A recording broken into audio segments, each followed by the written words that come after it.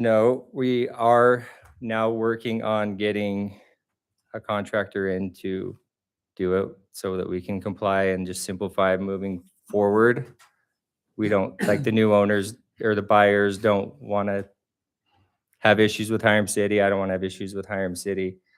Um, but there's been concerns and some questions whether when the subdivision originally happened, sewer and any stubs are supposed to be sent out to each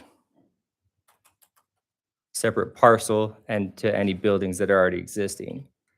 I don't know if we've actually found an answer to that yet. That's a big question, but also since with just the disconnect kind of that's happened in the evolution of everything, I was able to meet with Mayor and Tony, and we talked about getting some help with the impact fee as we try to be compliant and get it figured out. The only reason we actually haven't closed yet is just getting resolution to this. So sooner the better for me. Every day costs money, right? So the bottom line is, before the buyers are willing to sign and take over the building, the sewer connection has to be made. Is that correct, Yeah, Christine? so we were hoping that you guys would be willing to just sign off and let it stay septic. And then if there was ever a trigger in the future, like adding a building, or if the septic system ever failed, then it would have to connect at that point.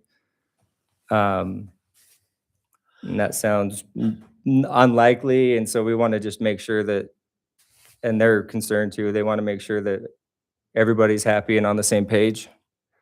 Um, since it's kind of been an unexpected surprise, I mean, I put my asphalt in, like paved the whole area with consent that we didn't ever have to do that. So now we're going to be tearing it up to connect, and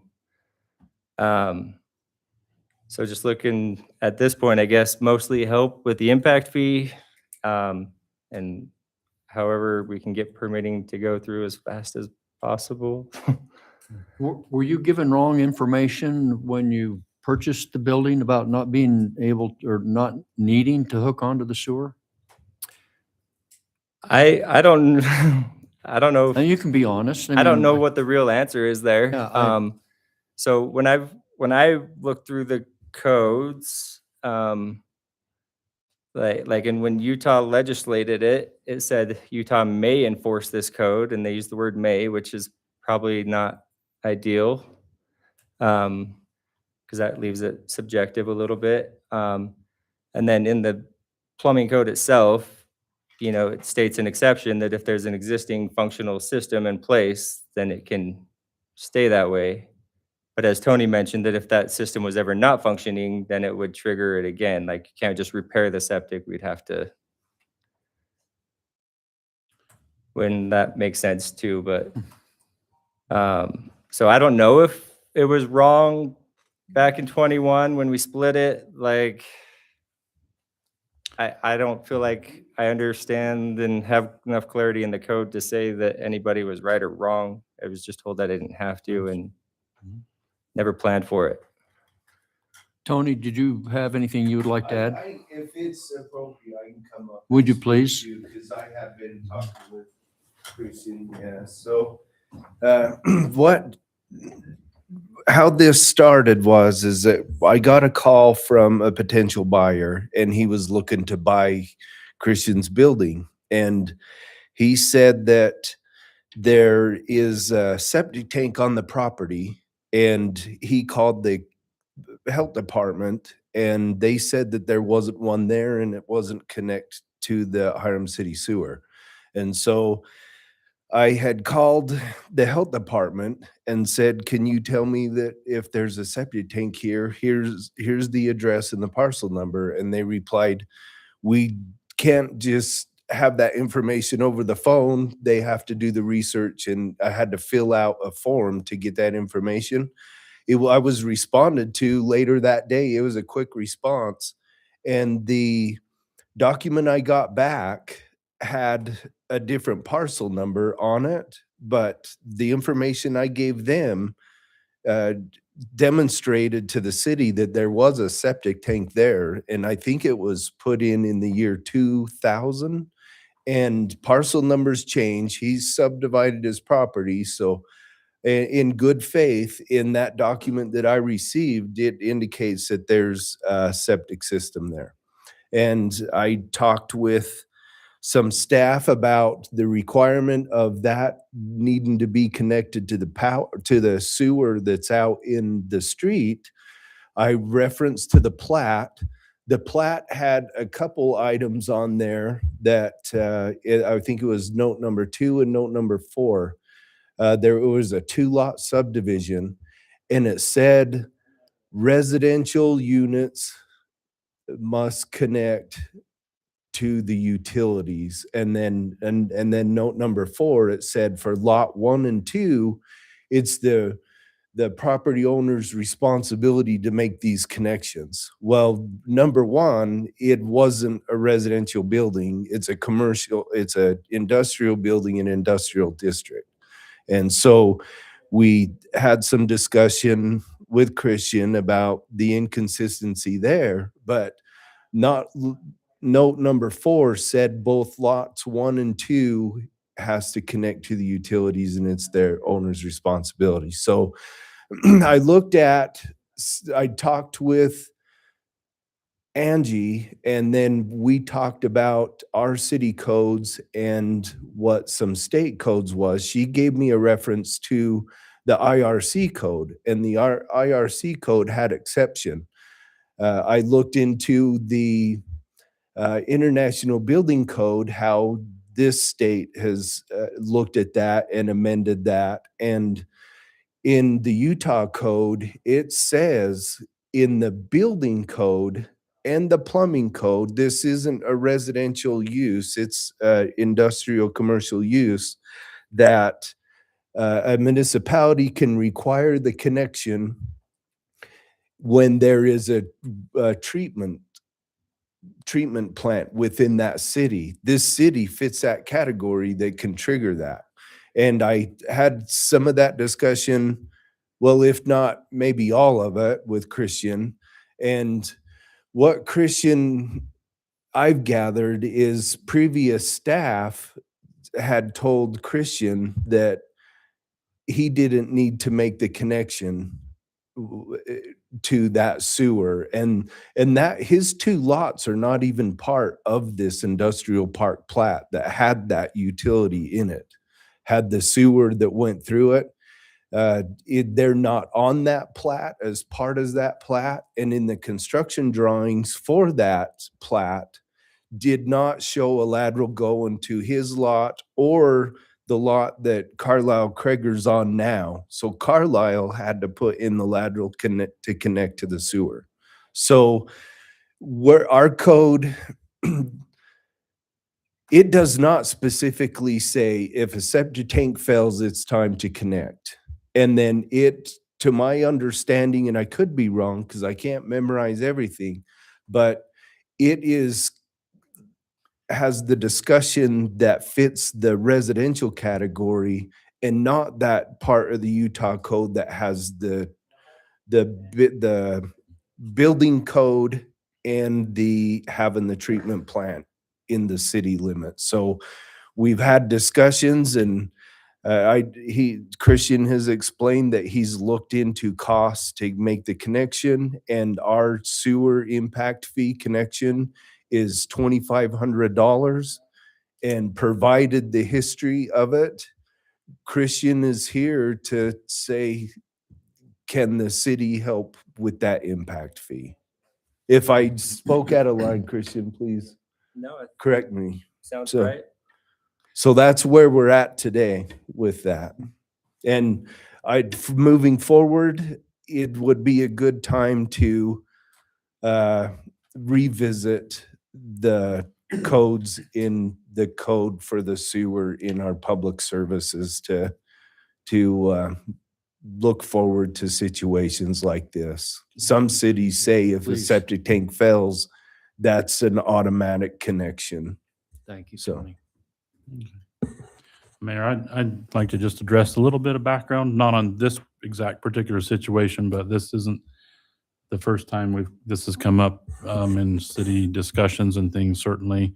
There's not too long ago, up at the Hiram Chevron, they were looking at making some changes to their equipment and things up there.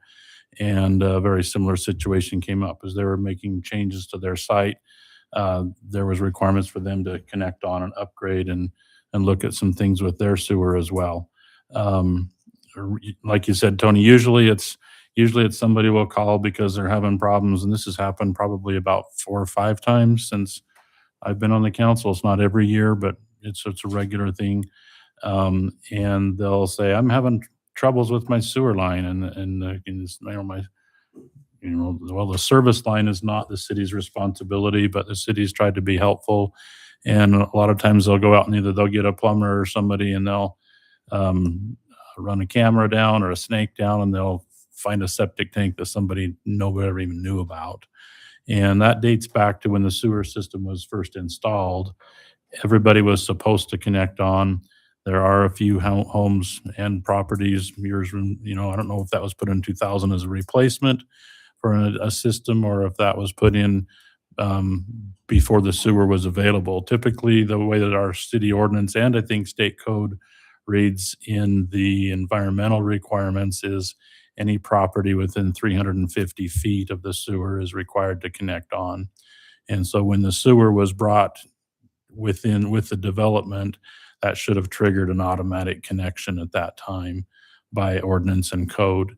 The fact that it didn't happen, it is what it is. But once the sewer system was put in, oftentimes with residents that come in and say, "Oh, I got a failed drain field," or something like that. Well, they have been paying monthly sewer fees since the sewer system was put in on those residences. And so oftentimes we'll look at that and say, "Okay, yeah, you're going to have to connect now. Your drain field is failing. It needs to be addressed. Your septic tanks have collapsed in or whatever. You have to connect." But you've been paying a sewer utility fee for a number of years. And so oftentimes we've looked at that and says, "Okay, does that waive an impact fee because they've been paying that?" Now, I don't know if you've been charged for a sewer bill every month or not on your property. If you have, I would support personally, as one person, that we would look at that and say that would replace an impact fee. So do you get charged for a sewer connection each month? So I do not. You don't, okay. We went back and looked and made sure that was. You would real. know if you probably, Yep. that was in your utility bill and Yep. things, and so. Yeah. But, so that's some background. Yeah. We come up with this regularly. Can I just interject here? And I want to hear from the rest of you too, but I feel like the city has some ownership in this, just based on a representative from the city giving misinformation. And I feel like there's probably a little bit of neglect on our part. And you're here in due to that neglect to a degree. This is just my opinion, just based on, I think the ownership that we need to take as a city, that I think that we waive, that would be my opinion, that we waive that impact fee, and that you still move ahead and possibly splitting the cost of the installation with the new owner and get it in as quickly as possible. But that's just my opinion. I don't know if it's a question, but as Tony was describing this, you said that this plot of land that he was not in that area or the zoned parcels there was a lateral that was not part of that. Can you clarify what you were saying there? You said a neighbor actually did run a lateral, but I'm just thinking, if we're missing that we've not run a sewer line in front of his property, I'd like to understand that a little better. So that plat, it's with the public improvements and construction drawings, comes with a plat that they run simultaneously together. They're parts of it. His 2 lots were not within the bounds of that subdivision plat.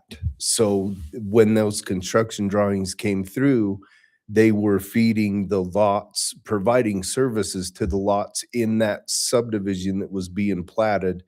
His property boundary was abutting the public right of way, but it was not in that plat of In the the development. Yes. Mhm. Okay, so was that maybe what didn't force the sewer system to require a connection? So, yeah, there wasn't a sewer, excuse me, there wasn't a sewer in front of his building when the septic tank came. Then that industrial park came in and it had the sewer in it. And that's when I think your plat came afterwards and After the septic. It after did. the It did. subdivision plat. And then notes made it on his plat that says the lots 1 and 2 need to connect utilities, and they referenced residential. So, Okay, thanks. So the sewer came in on Anvil or 145 South or whatever. So it's the one that runs east-west. And that road is obviously after the building. The building was in 94. So I don't know if the 2000 septic tank was a replacement or something else, but all of the stuff happened before I was even a resident here. So I don't even, can't like date it all perfectly, but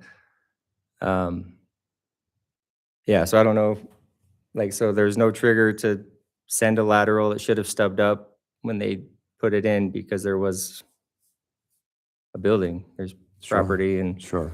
um, I think that's good information to know. I mean, that's why you probably, whoever built the first buildings didn't do it and don't want it to look like it's your fault or the city's fault, but it looked like that's may have been the oversight, so. Thank you, Krista. We'll discuss it here for a moment. Any other discussion? We can discuss it, but I don't think we can make a decision on it. No. We can't Okay. actually right. make a formal decision with it. But I mean, $2,500 for an impact fee is not going to break the city. It's not going to, in the long run, it's a hardship, but it's not going to break you. But the other thing that's I think important to note is whatever happens with the fees or costs with that, it should be connected. I believe that area is in Nibley City's drinking water source protection zone, and they try to get any kind of septic systems and things like that out of those zones as much as possible. I'm not saying that this is causing problems or anything like that with their drinking water, but it is and I'm not sure what level of protection zone that is in right there, but it is in their designated protection area. And it's within 350 feet. It should have been required to be connected when the sewer main line was installed. I can't speak to any of the discussions about that. Right. But to that end, I think it is important that it be connected one way or the other. Yeah. Mayor, I think it's important that we discuss it, especially if Craig's saying that this happens 4 or 5 times. I wouldn't want to set a precedence in terms Yeah. of this so that we make sure that we understand when we do it and why we do it, that we're consistent across the board. It's never the same situation. Okay. Sometimes it's people that have been there for a long time. It's been people that, like you weren't aware of this when you moved in. It's people that are like, I've been paying for my sewer bill for 5 years, or I just moved in and nobody told me. Realtors listed as connected to city sewer on their sales information and things like that. And so people don't disclose that there's a septic system that's having problems, or maybe it's just a couple and they're selling the house and they move out and somebody buys it and they've got 5 kids. That's a whole different level of impact. And so those situations have all come to the city, and that's happened. And so here is, let me just read ordinance 1312-140. It says, it is unlawful for the owner or any other person occupying or having charge of any premises within the municipality which are located within 300 feet of a sewer main to dispose of sewage therefrom by any means other than by use of the municipal sewer system. It is unlawful to construct or to continue to use or to continue the use of any other sewage disposal system such as a privy, vault, cesspool, tree trunk, or it doesn't say tree trunk, or septic tank on the property except by written approval of the governing body in case of undue hardship. And I'm aware of one time that we have, that I remember anyway, there could be more I don't remember, but one that I remember where we have waived that requirement due to undue hardship. And that was when the sewer was barely within 300 feet and there was one home that would have had to extend an 8-inch main line 100 or 300 feet for them to connect a single house to. And so that's the only time I'm aware of that we've ever given written consent on not requiring somebody connect. Christian, did I understand you correctly, though? Did you say that you had actually contacted the city to ask if you needed to connect and you were told no, or did you just assume that you didn't need to connect? No, we met here when we did the subdivision and we talked about it, and my hopes and dreams weren't to close and sell, right? It was to build a much larger building. And so we had those discussions at that point with the city, then they said, well, if you do build a new building, you need to connect. Okay. That can't go to a septic or a new septic or anything like that. But based on what you had currently, you were told by the city that you didn't need to connect. Correct. Yeah, see, that's the part I struggle with too. So that's- I know that we can't vote on it, but I think we owe Christian a decision, one way or the other. And I too feel the same way, Rebecca. I feel like he was given misinformation by a representative of Hiram City. That to me is as good as the code book in essence. I mean, you got somebody from the city telling you. I just think that, there's a possibility, what if you were to split it 3 ways? Mayor, we as a city cannot make decisions on hearsay from a citizen. I'm not questioning you, Christian. I'm not That's fair. at all, okay?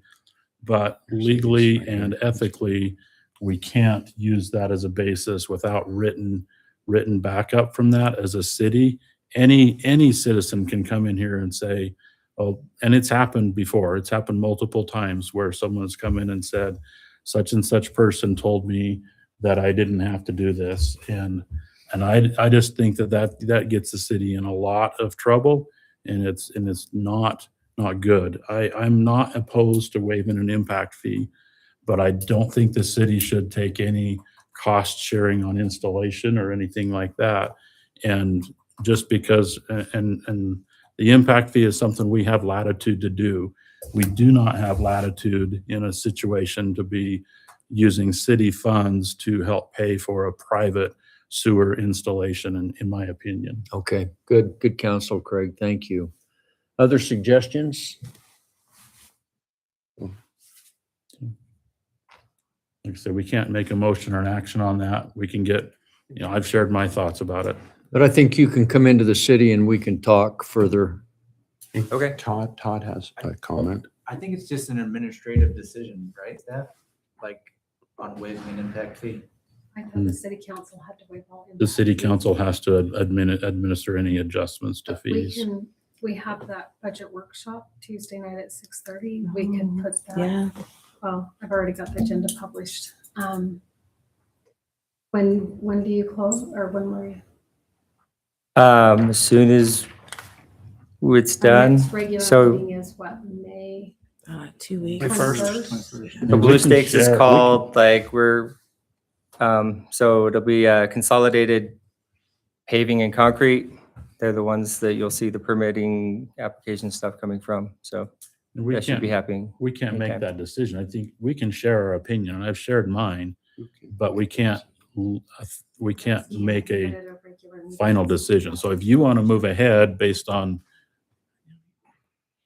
this is a recorded meeting. Yeah, nope, that's fair. And I don't think anybody's going to go back and start changing their minds on it, but we just can't make a definitive final decision without it being an agenda item. That's okay. But the sewer needs to go in. Correct. And you can come and wrestle with us about the impact fee at a later date, but we would encourage you to move forward on getting it installed. Yeah, we're moving forward. So, and any help to push those permits Great. across the desk would help. All right. That'd be nice. Thanks, Christian. Thank you. Other public comment?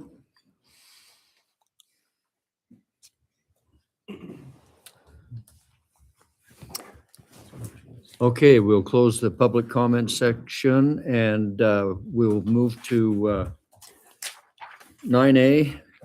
Jeff Hines with Enbridge. Are you here, Jeff? No, I can represent. You or Jesse, one of you, come on up. So Will Radford, engineering manager. I can represent for Jeff. Perfect. So you are here. Will Radford. So on the agenda, Will, it says that you're here to discuss the regulator station and high-pressure gas feeder lines seeking site approval approval for upgrades to the district regulator station located at 388 West, 300 North, and the realignment of the high-pressure gas feeder line from the district regulation station to 4650 South, 1200 West. Is that correct? That's right. I think we got the plans resubmitted and we're just here to get our excavation permit, really. I'm not sure what else. Is there questions? I can answer any questions or anything like that. No question from me, but a comment. Do you have a question? I have a comment. I just want to thank you guys Oh. for making the change. Something that it would really, in favor of the city, it was a real proponent, or not proponent. It was actually a real blessing that you guys moved forward and made that change. I think helped our utilities. It helped our traffic. I just think it was a better option. So thank you very much. I know Steve talked to somebody down at Enbridge, and I was looking for them, never ran into them in St. George, but He's sitting right there. kudos to you That's Jesse. for Yeah. for changing that. Everybody's that was pointing awesome. fingers You bet. here, right? Yeah, thanks a lot. Nope, it was a group effort. We appreciate your feedback. It was a better alignment, I'll be honest, and I've never seen our team redesign so quickly, but we're ready to get going and get out of your hair. So Yeah. Awesome. We're grateful you're here and we appreciate you working with us. So thank you. And You bet. do we need to make a motion to approve this? Okay. I'll make a motion to approve the, I don't know what, there's no number, but the Enbridge, 9A. okay, Well, it's- 9A and I don't know what you want to Is call it. it Upgrades to the district Up- regulation sure. station located at. Oh, you want me to read the whole darn the whole thing? thing. You can No. read part of it. Okay. I approve and make a motion to make Enbridge gas redistricting regulator station, high pressure feeder lines. Your site, is it a site plan that you're looking for? Approval of, of the Construction. the pipeline alignment. Yeah. okay. Yep. Pipeline realignment plan. Okay, we have a motion Second. and a second. All in favor? Wait a second. I have some discussion, Mayor. Oh. I have some things from Tried to get looking that at, by. I know Will. you did. I know. But looking at the staff comments, I just wanted to Mhm. clarify some things and possibly make an amendment to the motion to include some of these specific items. Almost every one of the public works staff commented on potholing and locating utilities prior to construction. And I believe there's some notes that are on the plans this time that were not there before about locating utilities 500 feet in advance of the pipe, mainline pipe installation. I'm interpreting that to mean that they will locate sewer services, water crossings, and everything like that.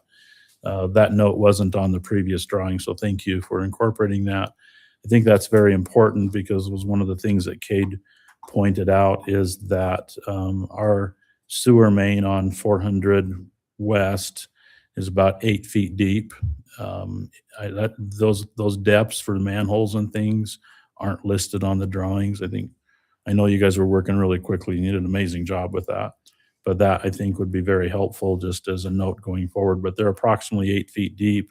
It's a 12-inch sewer, which means the sewer services are coming in across at about 6 to 6.5 feet deep in most situations from that. Concrete sewer lines, they really don't come in at a Y connection that's down at the bottom or the bottom half or the midpoint spring line of the pipe. It comes in from above usually. So you're going to have 6.5 to 6 feet deep sewer services. We've got a 5-foot cover on the water line. So water services are going to be between 4 to 5-ish, 5.5 feet deep. Right above the water line is all the irrigation line. So this gas line is going to be snaking through, probably trying to get underneath the water and above the sewer, but it's going to be really tight in some situations. And so the city staff has specifically requested that these lines of services be located. I want to make that's important. And also that if you do need to, you really can't loop a sewer service, right? Sewer services don't work very good with siphons usually, but a water line service can be rerouted, and the city's request is that those be routed down underneath the gas line, not above it. We don't want a high spot that freezes in the middle of a road on somebody's water service. So, and then the other item that's of concern is still, that was brought up on the previous plans that I didn't see had been addressed, is when the gas line trench is going down close to the edge of the asphalt, at what point do you pull out the asphalt to the edge of the road and repave? I know on the highway when they were coming down, they pretty much repaved that whole outside lane instead of leaving a 3 or 4 foot wide piece of asphalt right along the edge of the road. And I would like to suggest if there's less than 4 feet of asphalt left along the edge of the road, that be come out and just be repaved when you're patching. That'd be the trench. acceptable. Is that acceptable? Yep. Okay. And I think that those are the primary items that are staff concerns with that. There were some things about noise levels in the staff comments. I'm assuming you got the staff comments. Is that right, Will? So not personally, but I'll certainly make sure the team Okay. has them and complies. Okay, I know that Enbridge has been working on some of the noise and disturbance items coming from the regulator station there. I appreciate the work to address that. Will these connections increase that noise level, or is there not expecting any change with what's happening here? If anything, it could reduce it. A lot of the gas flow that was going through that station is now, let me think about this. It's going to go to the JBS site. We've kind of redirected some things to have JBS come off of the higher pressure system, not that system. So it could reduce it. But we are committed to definitely any noise mitigation efforts we've been working on. I know some panels had fallen down. We're going to work on making that a permanent fixture. I see it's back up. Okay. I noticed, I went down and the panels been. And that was back supposed to up. be a test effort. So if it's working, we'll check with that neighbor. We'll make that a permanent effort. The question I had too, are you? Yeah, I finished? got a little bit more, but go ahead. This is- A question I had, I just wondered, the gate is on that south side. And is there any way to put That's a good solid panel there. put panels across that gate? Yeah, we because I have the think- 2 gates right off Right. both roads. I wonder if we could close one off and just have a single entry point. I'd have to look at some turn radiuses in there and see if there's room. that would I can help. commit to looking at it. Okay. Okay. Yeah. That'd be great. Yeah. And I also understand, I think Jesse, we talked about wrapping those, you were going to insulate the lines as well to We discussed that. reduce the whistling as well. Great, but the panels have helped a Okay. great deal. I appreciate you doing that. So Mayor, I'd like to make an amendment to the motion and I'll read these, and then if there's any questions. you Okay. can. An amendment to the motion to include staff comments 5 through 10 on the summary provided by, who provided the summary? I don't know, Tony, I guess. Those comments are to demonstrate the noise levels at the direct regulator station are complying with Hiram City Code. And this is the same thing that's been ongoing discussion. The existing fire hydrant adjacent to the site will need to be raised in elevation. I think it's somewhat buried right now. Either that or the grading around it needs to be adjusted down if that's feasible. Landscaping, a new landscaping plan does not need to be presented, but a lot of the landscaping has died, should be replaced as part of this project. And the city utilities, the drawings have sand backfill and flowable fill over the gas line, but also any pothole or located city utilities would need to be similarly backfilled. This is just construction practice. I think that the contractor is required to reach out and notify property owners, and as-built documents need to be provided to the city.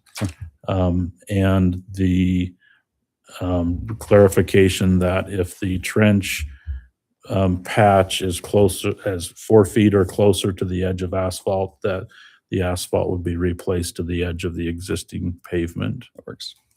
If you're comfortable with those items, I would like to make an amendment to that motion. I'll approve those. Second. That's great. All in favor? Aye. Aye. Thank you. Okay, Will. thank you. Sure Thank you. appreciate it. Jesse, thank you very much. And thank you for getting all those valves outside the right of way. You know, that was that's a bonus for us. Thank you. Yeah, thank you. Okay, let's move to 10A, introduction and approval of resolutions and ordinances. Tony, do you want to take that?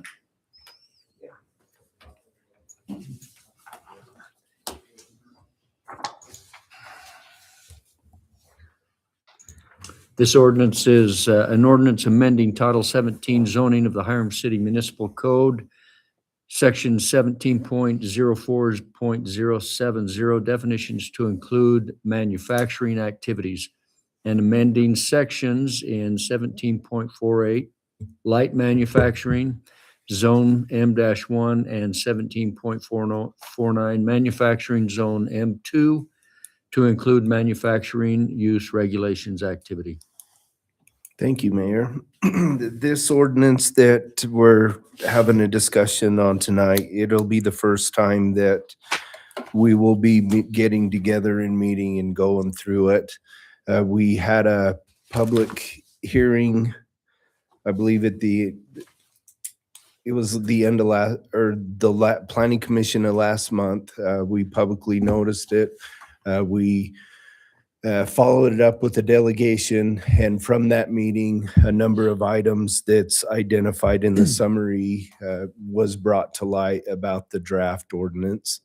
And a little bit of history on this ordinance is that we're looking at as we did with the uses in the commercial zone districts, we lightly moved into the manufacturing zone districts, and what we found was there's a lot of uses in the use category that do not have definition, and having definitions for a use is important for the city, and it's important for the applicants, so everybody has an understanding of what use is being requested in any zone district, and we have a definition to that to better understand at the beginning what category this use will fit in. Permitted use, permitted accessory use, conditional use, so forth. And another approach to the update was to look at how the properties exist in these zones and what nuisances could they be to, or what they present to other abutting properties by outdoor storage and noise. And we started there, and then we went to the planning commission, like I mentioned earlier, and had a discussion. And our effort so far is been in my opinion, we've done a lot of work, our staff has, to get to this point. We do expect that we will be meeting again to go over it and cross the Ts and dot the Is, and so we all have a common understanding of what the ordinance is being updated for. And there's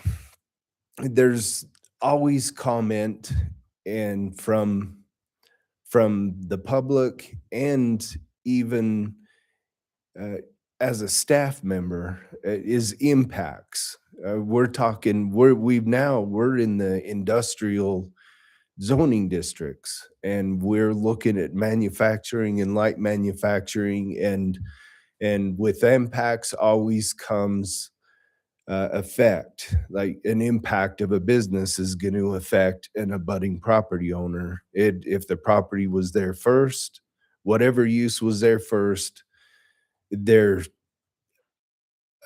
impact soon arrives. And we have some areas in Hiram City that have light manufacturing closer to residential neighborhoods, and then we do have the heavier manufacturing up in the mouth of the canyon industrial park. We talked a little bit about that earlier when we started, but looking at concentrating by zoning and zoning designation, and selecting uses by what they are. I mean,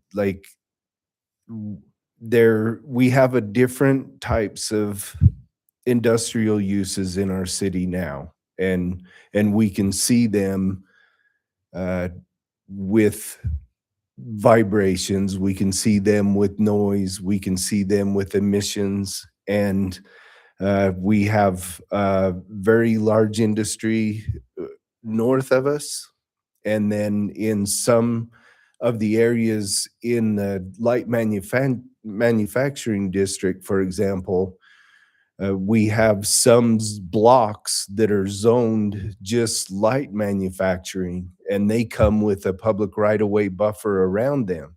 But there's also some areas in the city, as it grows, or it once existed before our time, when these zoning districts start to be in that same block and try to coexist with each other, we hear impacts from that almost first, before we hear if they're either up in the canyon or out north. So when we put this together, the current code now that is under consideration for an amendment, our staff looked at the impact, and we can see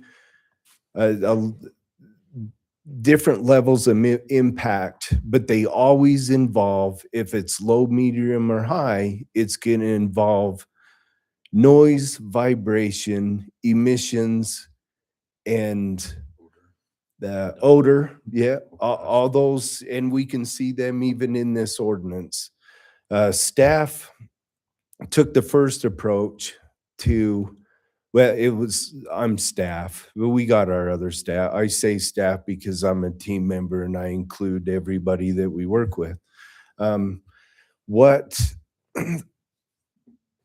I felt and we felt is if we can narrow down a zoning district of manufacturing and light manufacturing, have two different zoning designations, define those uses of what they are, and plug them into these zone districts and let their definition define what impact they're going to be. If there's a coffee shop, we get an odor of brewing coffee.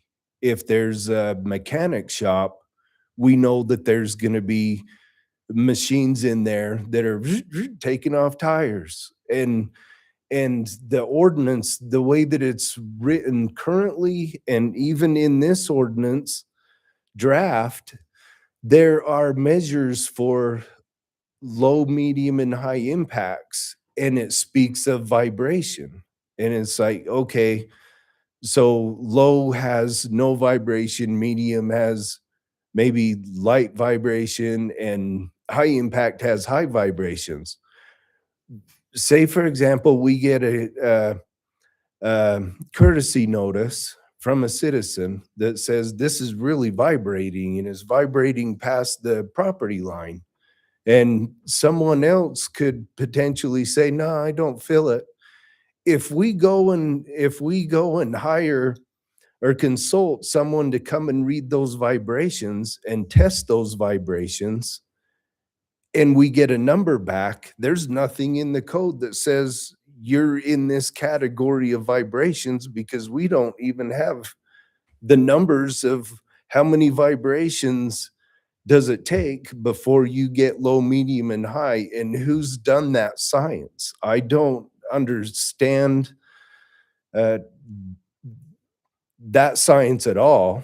And it's not that I don't understand why it exists. I just don't understand how it works. And then with emissions as well. And, you know, some emissions are invisible. And some people don't even know that if they possibly could have gotten sick because they can't see that emission. And then it's found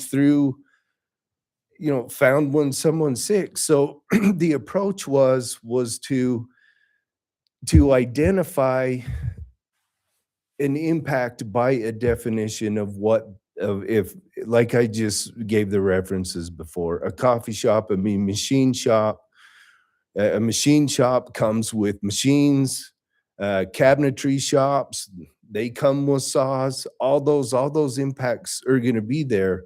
And in the city code currently, there's Title 8 and Title 9 if there's noise impact, there's that code to go to when a concerned citizen has something on noise. The city does have a noise reader, can go out and read the decimals and explain to the business, you passed this level. Because we do have noise decibels, and say you need to bring this down. When we try to plug that into low, medium, and high without saying low is 60, but the code over here says you can go to 70 decibels, but we want you 60 over here. Or if it goes to 80, that 80's already became non-compliant with the 70 decimal level. It's then bring it down through education and communication and abatements to bring those down. The vibrations, like I said, I don't understand them. The odors, we get odors. We know when we smell an odor, and we know that if there's going to be a cabinet shop that's spraying 1 day a week and is spraying lacquer, we know that odor's there. We know that's a cabinet shop, and that's going to be there. But if an applicant comes in with an application and we start to make a determination, you're low, medium, or high, and they're going to say, oh no, I'm low, but we're going to say high. We haven't done they haven't been there to do the measurables yet. I'm just asking myself and the council are those kind of measurable impacts better off in a part of the code of the Title 8 and 9 where health and safety is, where those kind of levels can be part of all types of uses rather than put them specifically in light manufacturing or manufacturing zone the way that it's been with the draft you have. I could not come up with definitions or light, medium, or high. And that's why I thought if these are identifiable by use, we can see that this is going to be an impact by what use it is. It was a very productive discussion with the Planning Commission, and the Planning Commission made a recommendation. We would like to see what low, medium, and high definitions are. So I explained that, shared that with our legal counsel. Our legal counsel prepared manufacturing uses and low, medium, and high impact uses.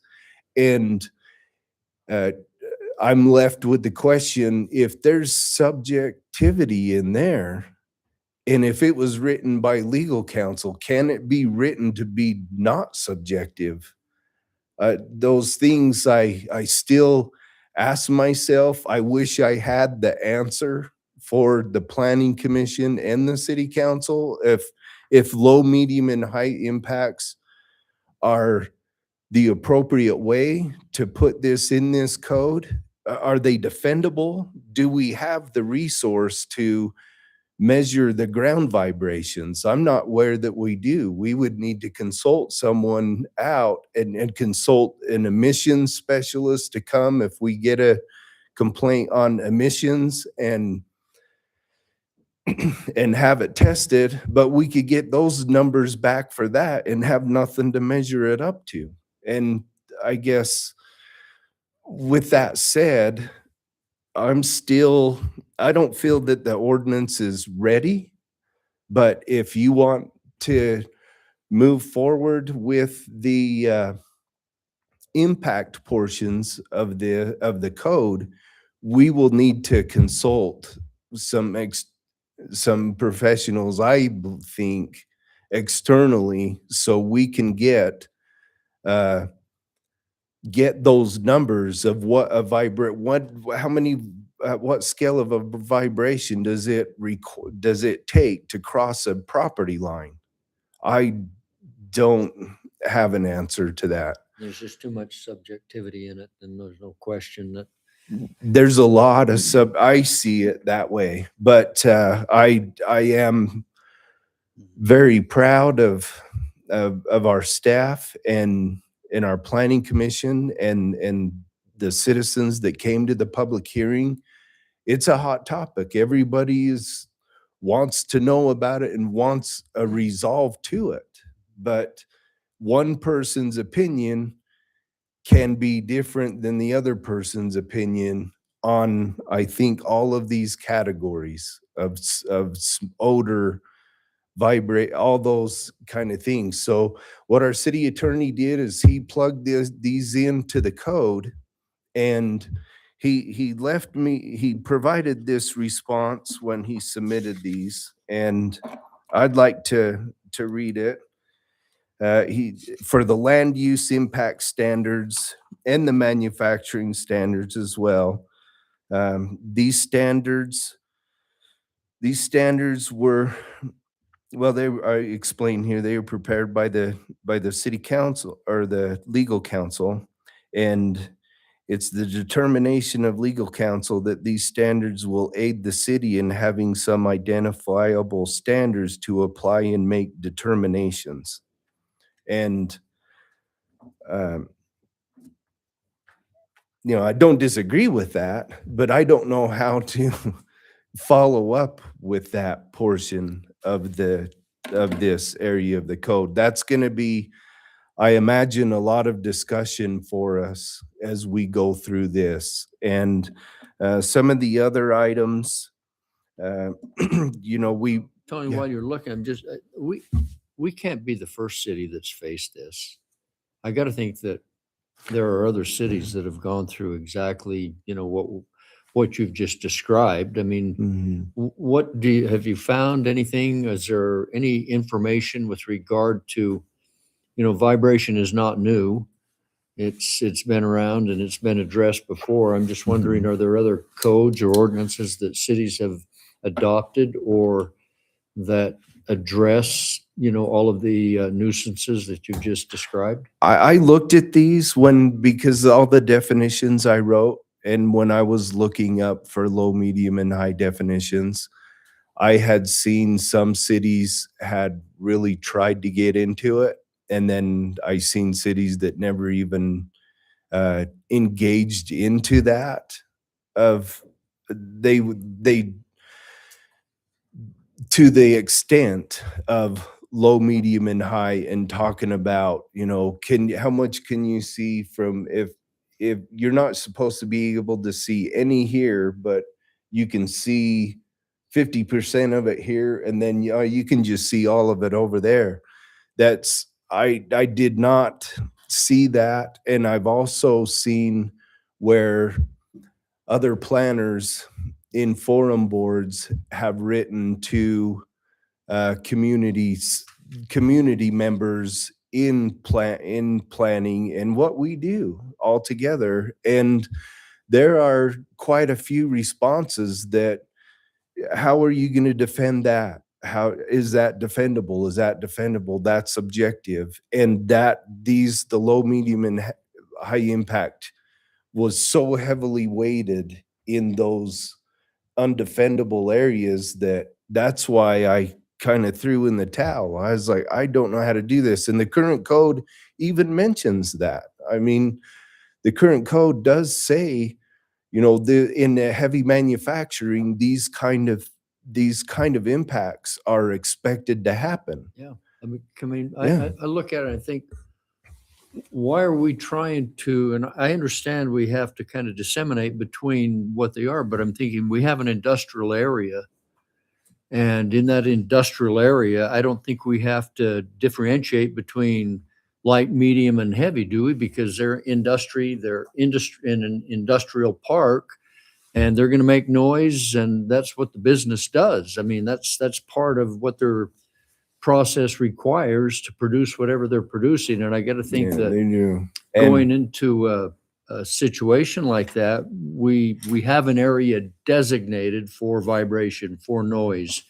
And I guess my question is, do we need to micromanage, the low, medium, and high if we have a place designated for industry? And so it's been my vision since this has started, not only mine, a shareable vision, but identifying the use. So in a light manufacturing, the table of uses, what could be approved in a light manufacturing, these uses have definitions to them, and they have a title. Like looking through this, like automotive repair and automotive maintenance, they could actually be the same. The current code right now separates the two by two different words, so I created two definitions. It might be helpful just to combine them, but in that light manufacturing and commercial, if this fits, then we have some other uses that are defined in here, like something that JBS would be doing. We just don't put that use in that use category to already minimize the forthcoming impacts it's going to make, because the light manufacturing's areas are down around the residential areas. I mean, some of them are creeping into residential properties, and if we don't permit the uses that we already can see that are high impacts without having to spell it out, just don't even allow them in that zone. Right. And that's kind of what I was visioning for this, but we're all here together, and I believe we have a good ordinance to start with. We do have a lot. Our current ordinance works. We don't have any of the uses defined. Let's get them defined. And then let's look at the impact components. And if it's something you want to go for, let's do it to the end. Or if there's other ways to work with it, we can learn them together and just move forward from here. Very good. I have a couple thoughts with this, so I can share. So I like the definitions. I was reading, I don't know where it's at. I put it in my notes I sent out. Somewhere you put it on there on purpose so that I would stay up an extra 20 minutes trying to find it again. But there's a typo where I figured out later on it should say buffered, Yeah. F. Okay. but it says Saw that G. too. And I Where went was back it? and spent 20 minutes trying to find it later on. I couldn't find it. Yeah, So I did a word search in the So, original it's in there file. somewhere. It's up higher. I And remember it's But- and buffer. I typed in buffer and buggered, and I found buffer 3 times, but it did not find buggered. But I I don't- actually anyway. looked up buggered because I thought I just didn't know the definition. So I'm Me- like, this Yeah. doesn't make sense. Well, that's an interesting word, Tony. Why did Yeah. you put that there? And then yeah, later on, oh, it's buffered, but that's not what Yes. my comment. I love the definitions. I think that's that really strengthens the ordinance. Mayor, to your question about, we have an industrial zone. It's supposed to be a high impact.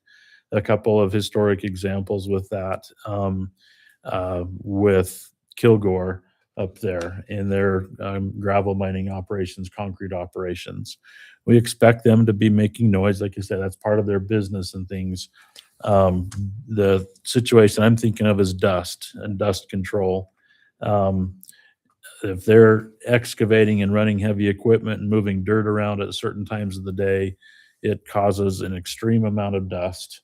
And we had lots and lots of complaints from people who lived downwind of that because of that dust. And so having low, medium, and high impact levels, I think, gives the city an opportunity to go back to them and say, and we did, and they made some adjustments. The berm, the embankment that they put around the south and east side of their operations helps redirect the wind upward. They're still going to get wind, but it helps to redirect that wind. And I know they've been And applying a so- lot more water as well. Exactly, and then mitigating. just watering during certain times of the day if they're running and excavating or moving materials and things. And so having that impact level, and I like the approach of low, medium, high impacts. I don't think my recommendation is we don't try to identify a vibration level or a solids, how many solids are in the air from dust and things like that. Vibrations are very dependent on soil types and things. And so you could have, an operation that's, if there's like a rock or gravel area in one spot and then a softer clay soil, next to that, you could have 2 properties right next to each other and the vibrations would be completely different at each of those different properties. And so that's hard to, things like odors. We've had a lot of discussion with the city already about odors. And if you try to hire a consultant to come out and measure that, okay, so you retain a consultant, they bring their equipment out and you can capture air and measure the amount of particulates in that. And then you have to go get it tested. They're going to come out and, 9 times out of 10, they're going to come out here and there's no odor and and it's going to be very expensive and difficult to quantify. Odors are going to vary based on if the wind is blowing or if it's not blowing and everything else. And so some of those things, I think you have to look at this and say, try the best we can. If we're looking at new industrial use and petitions for that, we have to look at it and say, is this something we can work with, and then identify those impacts. And so there's going to have to be, I think it's impossible. In reading other cities' codes and things, this is very typical. I think this is probably above average, especially with the definitions and the detail that way. So I like it a lot. One thing that I think, and I might have missed it in reading through it and things, but all the pieces, I think the foundation and the base is there, but I didn't see, that I remember anyway, like in the M1 zone, anywhere where it has the, the definitions, and then it has the description of low, medium, high impacts, but I didn't see anywhere in here yet where it specifies that in this particular zone, in M1 zone, the impacts need to be limited to low or low and medium impacts then mitigated or something like that. So I didn't see where we're establishing a threshold level on the impacts for the M1 zone. And then I think, in the M2 zone, is like the mayor said, you expect that it's going to have a higher impact. And so maybe there you allow low, medium, and high, but you have to be able to mitigate to stay within that high zone or medium for certain uses, or, I don't know. That's the only thing I didn't see, is specifying where those low, medium, high impact apply. I had seen that too. I read through it today, and there, say for example, the manufacturing uses, manufacturing standards and the low and medium high impact standards, they're actually proposed in both the M1 and M2, and I can see how it could be misguiding or misleading in the light manufacturing to have a high impact use standard in that code, and pulling the high and even mediums out of the light manufacturing portion of those standards, just take them completely out. And if someone comes in to make an application and wants to go to the light manufacturing, we can show in the code your medium and high is not even in this zone district. Let me take you to the manufacturing zone district code now, and you can see low, medium, and high in that zone district. Will help protect the light manufacturing zone from having medium and high impacts. I think if we, that might be a good start to clear the water a little bit by reading that. I think if you're going to have an industrial and M1 zone that even closely abuts residential, I just look at that. I don't know how, I like your definition of medium, but I don't know how you take that and require almost any of those, the permitted uses and things to fall within just the low impact area.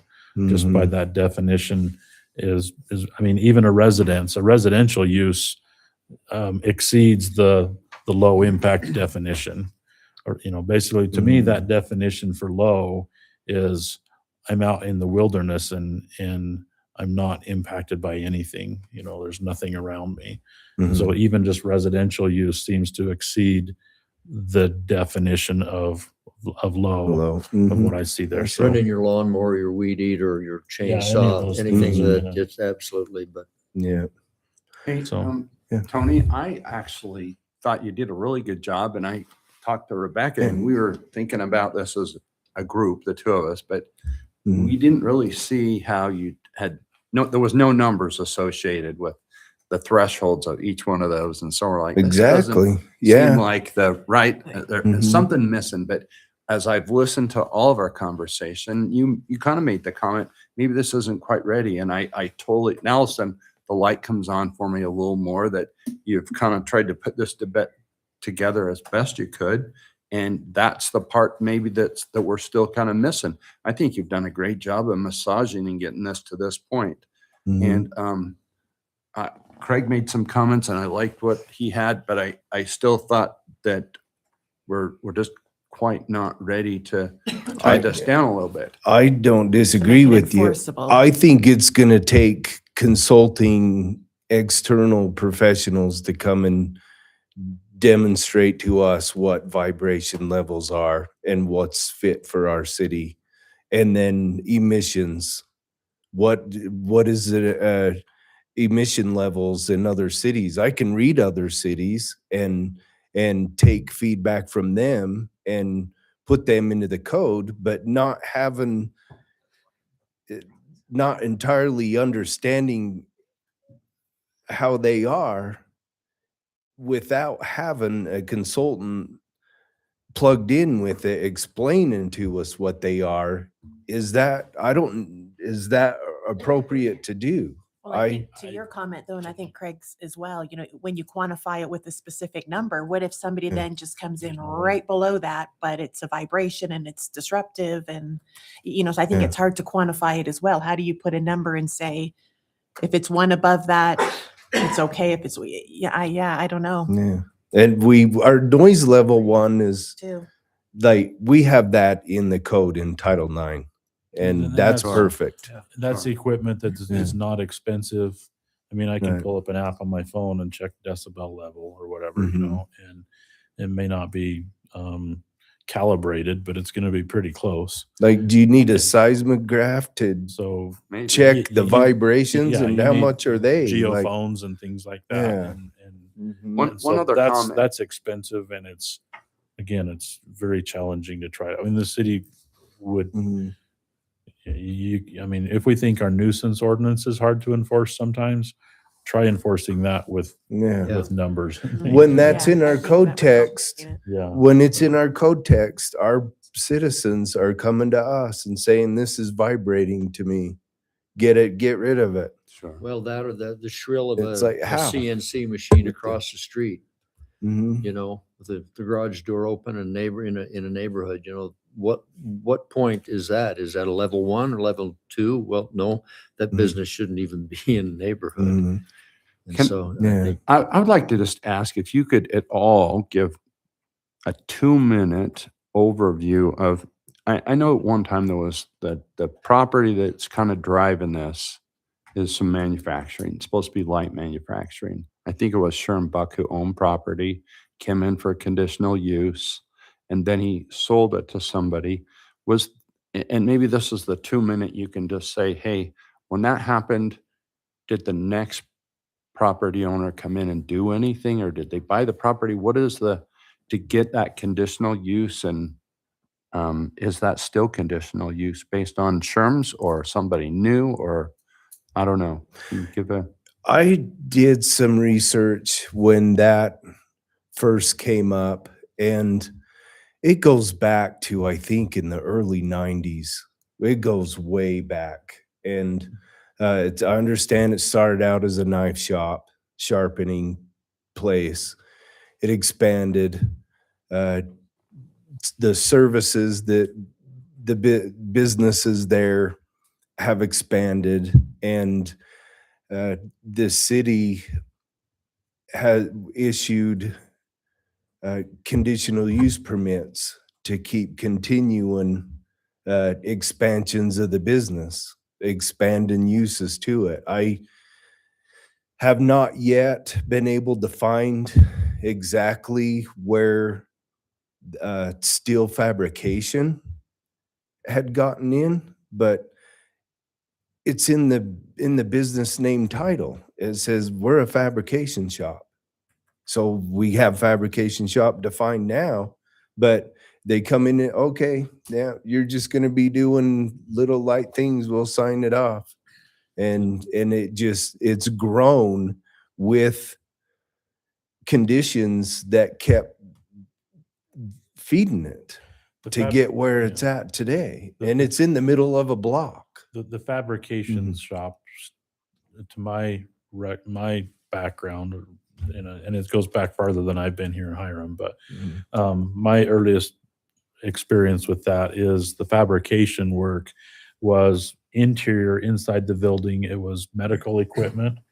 They manufactured medical equipment and had, everything had to be inside. And so you couldn't have doors opening in and out and everything because you start getting dust and fibers and everything else on the medical equipment. It was very, precise things like that. And so that's what they used to fabricate, was medical parts and things there. And so Then it transitioned to, it's still fabrication, but it's structural steel fabrication. It's not medical parts inside of a building. So Mhm. Yeah, so it's a fabrication building. I mean, from what I understand is that who's operating it now took it over from a business that was doing the same thing they were doing at the time he got it. And so Did he have to reapply for a conditional use, and were there conditions he on applied for it? a business license here and it got signed off. Yeah. And was there conditions on a conditional use? I understand that the conditional use runs with the property. I don't was- see in the code about those, but he's issued a business license to do what he's doing. So he's And there. that is the zoned residential, right? But we've got it- residential agriculture. Right, and Yeah. then there's a conditional use on Yeah, that Yeah, business. and a conditional use permit assigned to it, to my best knowledge. And so, there's things in this code too, in the manufacturing zone district code that I'd like to bring up too, is that even if in the light manufacturing zone district, if that manufacturing zone district is abutting a residential property, the current code Hiram City has says that that main building on that property has to be 30 feet from the front yard setback, but there's no side yard or rear yard setback regulations to these buildings, and they could have put their building right out there 1 foot away from the neighbor's fence. And why we work through this, it's my hope that we update that too, that we look at this, and maybe what it really needs is they need some height restrictions and they need some side yard and rear yard setback restrictions. This code needs it dearly for these zoning districts. When I started the ordinance update, it included the definitions and the uses and regulations. And the more I get into this, I see things like that needs change too. And we did at the public comment, one of a citizen came and said, what we had drafted says, I don't see any height restrictions on these buildings. I would like to know what an accessory building is, how close can these be to the property lines? The answer is they can be 30 feet from the front property line, the frontage of the property, and they can build right to their property line, and they can build as tall as how much money they have, because the code does not regulate those zoning components for setbacks and heights. And it needs done. It really needs done. And I drove by there this morning at 9:30, and there is an 8-foot fence in the front of that property there. Mhm. And behind that was some, I'll call it steel storage. And it was just interesting enough. I opened the door of my truck and turned it off, and a forklift came over and picked up some metal or got it somewhere else and then dropped it. And I'm like, that fence didn't do anything to stop the noise. Mm-mm. So I know when we talk about height restrictions, I think that's what you're talking about is, possible fence and how to buffer. And we've got another place, across the street where we're working with Enbridge where, it's causing a noise that's even across the street. We've got a buffer with a road. And I know sometimes we do that. We have a right of way that's the buffer, but I feel bad for the neighbors. I will say that. I'd hate to live and spend all my money building a house and then find out I have a noisy machine shop and that has changed hands 2 or 3 times, Mhm.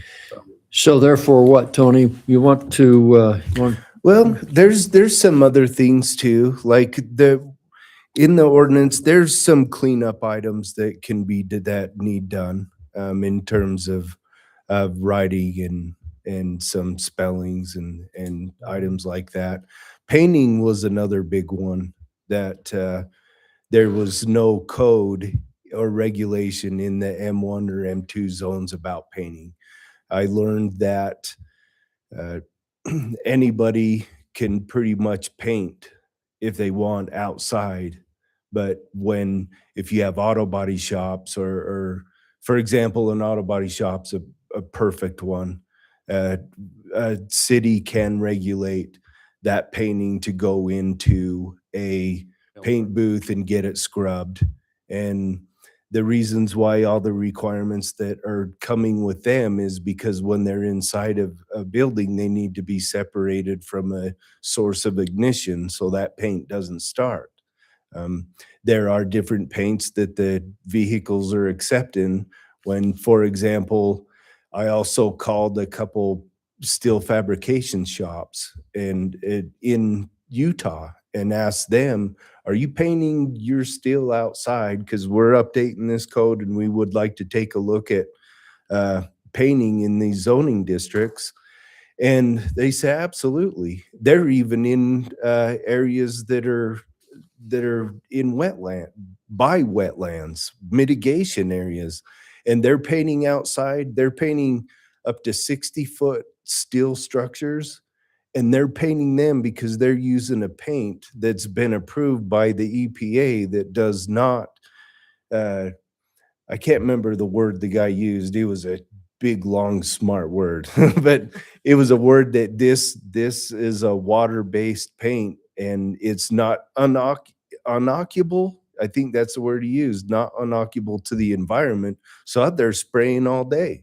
But the reasons why some of these buildings build 3-wall structures with a roof is to keep the elements that's out in the air from getting on the finishes that they're painting their steel with. And so there are also businesses that accept steel fabricated parts and they build big pits, and a truck will pull the steel down. I believe it's in the Ogden area, drop it off. It'll get through a routine process and get dipped in a tank, and then it'll dry. Then it'll go either to the job site it's going to or back to the fabrication shop for more work. And so the painting, I feel that it's appropriate to have paint booths when they're necessary, so cars aren't getting painted outside in any of these districts. But there's also a right to paint outside when you have a paint that's been accepted by the EPA that's not harmful to the environment. Well, So, I mean, and how do you get a paint booth that's 60 feet long and, for those things? galvanizing tanks, and Yeah. they're not caustic. They don't have a lot of odor. They don't have emissions and things with that, what you're talking about right there. Yeah. But I would like to just, I don't think we just not take any action on this item and let you work on it. I've submitted some comments. Anybody else who wants to provide written comments can take that, go back to the planning commission. Conditional use permits, Hiram City is growing. We used to not have as many houses around. I mean, there's been a number of houses built around the properties that Michael's talking about that used to not be there. And the ones that were there were the owners or employees of the people that worked there. And that was not an issue. More people come, and frankly, people are more and more sensitive than they used to be. They used to tolerate their neighbors. They used to have a whole different attitude about things like this. And so all of these things that are changing now constitute us being required to go back and look at our ordinances that have worked for decades and not had these kinds of issues. And now this is all coming about, and it's just part of being a growing area. And again, people, frankly, they have less tolerance than people used to have. So I think we need to go back and continue with your work. I think this is great. This is great, Tony.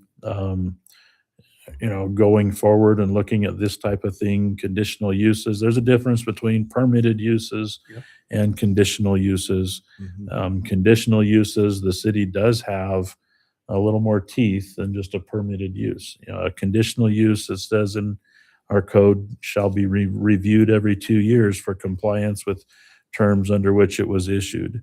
And the key word there, under the terms in which it was issued. And so we can't necessarily go and look at a conditional use and say, well, we've changed the definition to a low impact standard in our ordinance. That wasn't a term of the original approval, and we can't go back and apply that in all situations. But we can look at the original or the established conditional use and see if the operations still fit within that. If they've moved operations outside, that wasn't there on the original conditional use, and we can take action on those kinds of items. And Mhm. I'm not the attorney, and the attorney will tell you I might be wrong or whatever else. But so that's my opinion of where. Okay, We continue all with right. this. So let's just table this one then, and we'll give Okay. it back to you, Tony. I can bring it back. I would like to look at the setbacks or the setbacks of the buildings in the M1 and M2 zoning districts. And I'll talk to John and see if this application needs to end and then open a new public hearing and have a different draft. Because it's been to the city council, the city council may continue we talked about this, I think a couple months ago, we can continue working this through without having to go back to the planning commission or open a new public hearing. I feel that it fits the category to keep moving forward. And also in our code, if I have a public hearing on the second Thursday of each month, our code says that I need to get that amendment to the city council within 30 days. So to keep this compliant, we got it here tonight. And so, in the future, we'll see them go through, but there's a lot. I think that the low, medium, and high impact really throws a lot into it. And it's going to take some time, but I know you said you wanted to look at the M1 and M2 for setbacks. Here we've got a residential where we've got a conditional use, and I think that those setbacks probably are relevant as well. yeah. So when I talk about the setbacks and then mention buffers earlier, that's been on my mind too. And then the setbacks, if it's up against a residential property in the future, as these move on, if someone purchases a lot in a light manufacturing zone and there's a resident abutted to that, you say your building setback's 50 feet. There's a residential home there.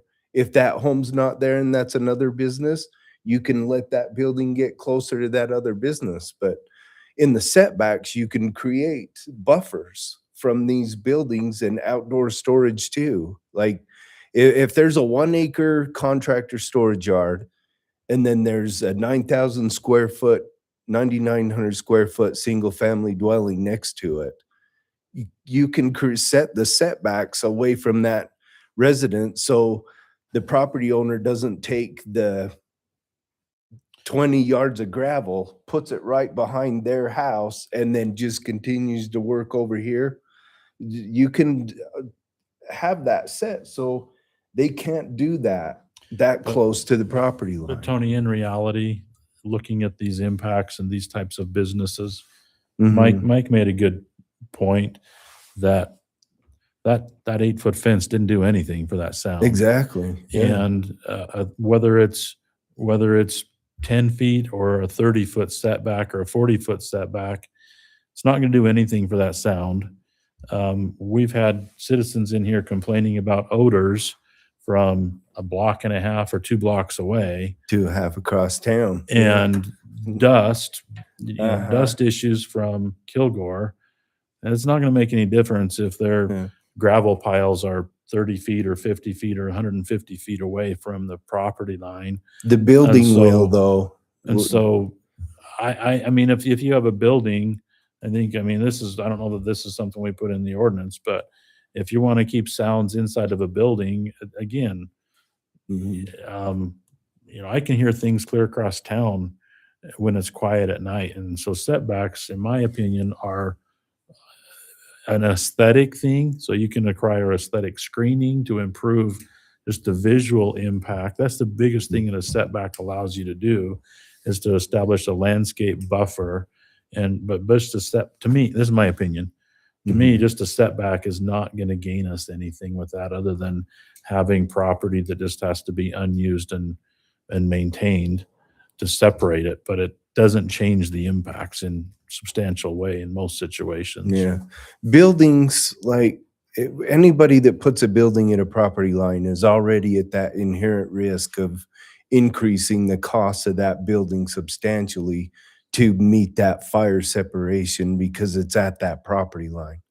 But say, for example, if there is a lot and then someone has that 30-foot front yard restriction, it can go right against to the neighbor's house of their back property line, pay that fire separation, and build that building up story after story after We story. do already have setback requirements in the manufacturing zone when it's abutting residential properties. I can't, it is for parking. I don't see that for the building. Pretty sure it's there for buildings. 'Cause I we've- may have missed addressed it, but that I've looked before. for it. I'll try to find that. I'll make a Yeah. note, but I think that's So- already there when it's addressing residential properties. Okay, all right.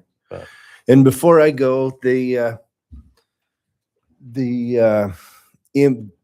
moderate income housing plan, we responded today and we should be in compliance. They asked one question: how many residential building permits have been issued, certificates for housing in your municipality within 1 year? It was 50.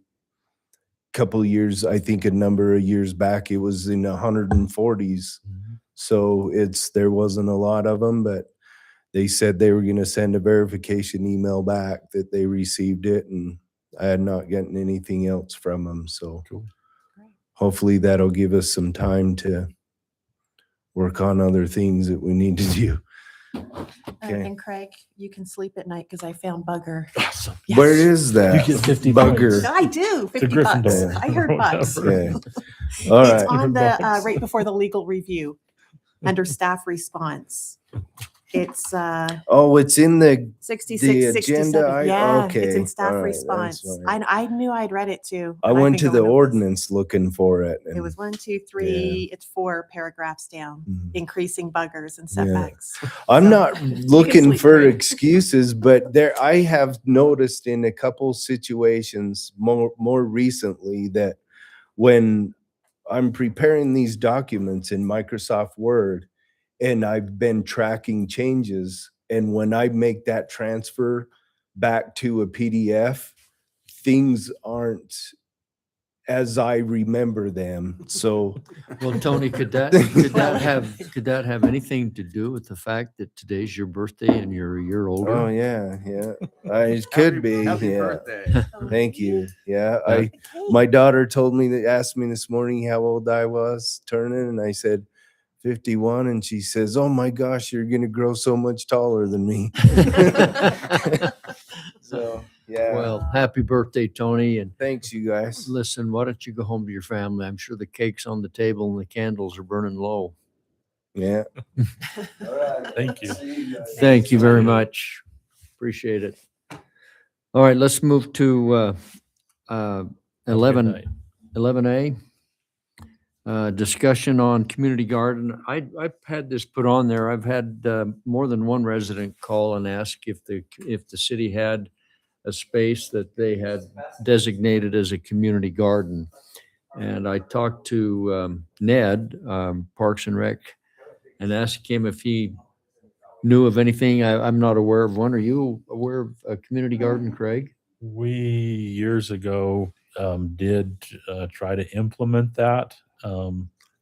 At that time, there were a couple of people said, "Oh, we would like to do this." We had an area set up, and a couple people started out there, and then about midsummer, it just kind of died away, and nothing happened with it after that. I was a big proponent of it. Tried getting that started. There was a couple of other cities. North Logan, I think, had a garden at the time, and it was going pretty well. The university had donated some property for that up in North Logan, and I thought, well, this is kind of cool. I want to do this here in Hiram, and so we tried getting that started, and it didn't really take root.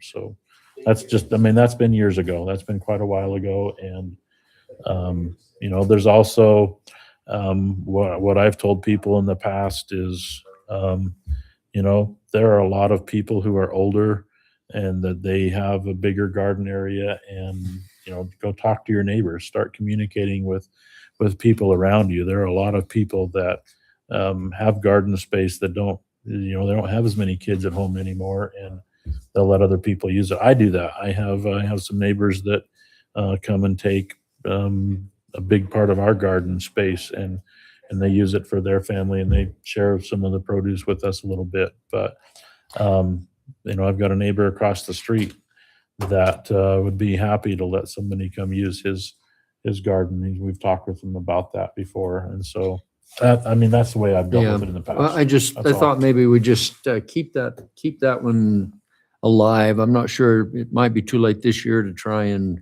get it moving will, forward. because you have to get. And, Yeah, but I think we ought to maybe I'm just not opposed to it. be on the lookout, and if we can identify a piece, I know that there are younger families like to do that, and I certainly think that's commendable. So why don't we not table this, or table it, but keep it on the agenda, and have our city staff kind of look for properties that might be suitable for that.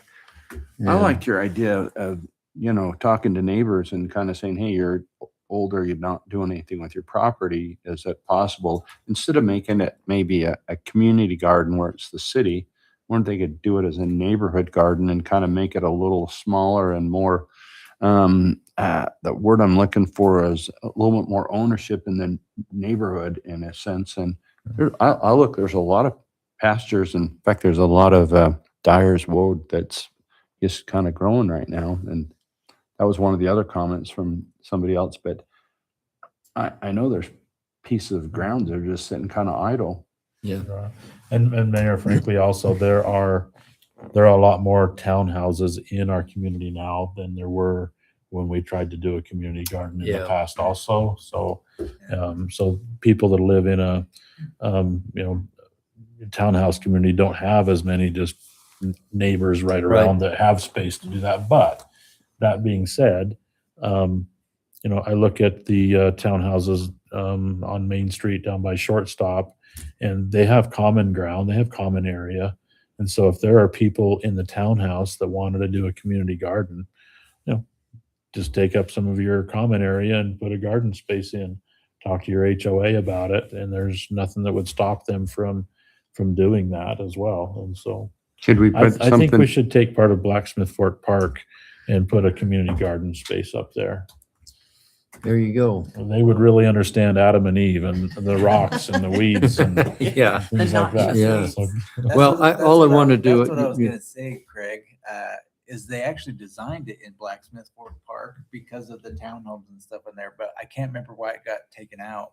But it was in the original design. there was a Oh, there community was garden a in community the, garden in the concept plan. in the I don't know if concept? I don't know if it got into the I drawings. can't remember why.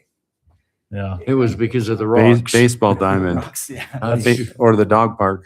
No, there I- was also I can't discussion remember what about the the discussion was. maintenance, of the community Maybe. gardens that, people get gung ho at first, Mm. but then they quit in the middle, and then nobody cleans it up at the end. And so it becomes this That's true. eyesore and weed patch to everybody else. And then there was also discussion about how somebody would grow things and somebody else would take their vegetables or, you know, whatever their garden was producing But if I remember right, that's why it was. That was, yeah, I know the maintenance has been a thing. No, Yeah, okay. Hidden Valley, they had, originally it was approved with a great big orchard that they were going to plant.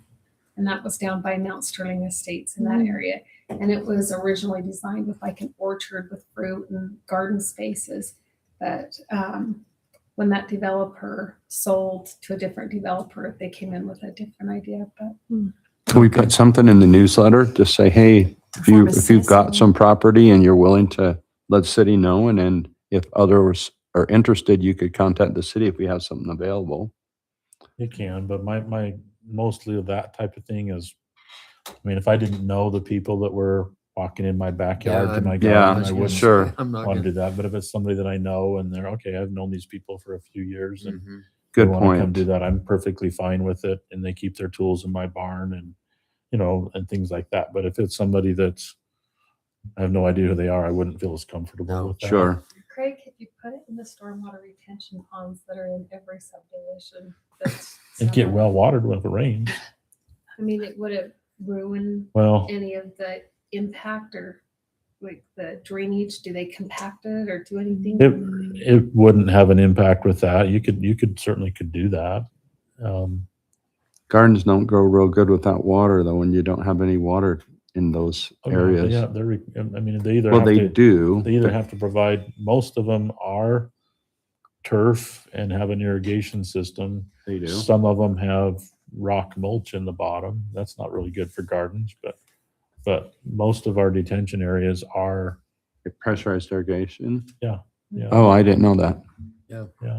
Okay. So, I don't know. well, let's bring it up, maybe next February and before planting season, but I think, it merits some further Yeah. discussion. Can we do I that? agree, I agree. All right. Item B, update on the Elite Hall. Dan, do you want to come up and give us a kind of an update on our meeting today?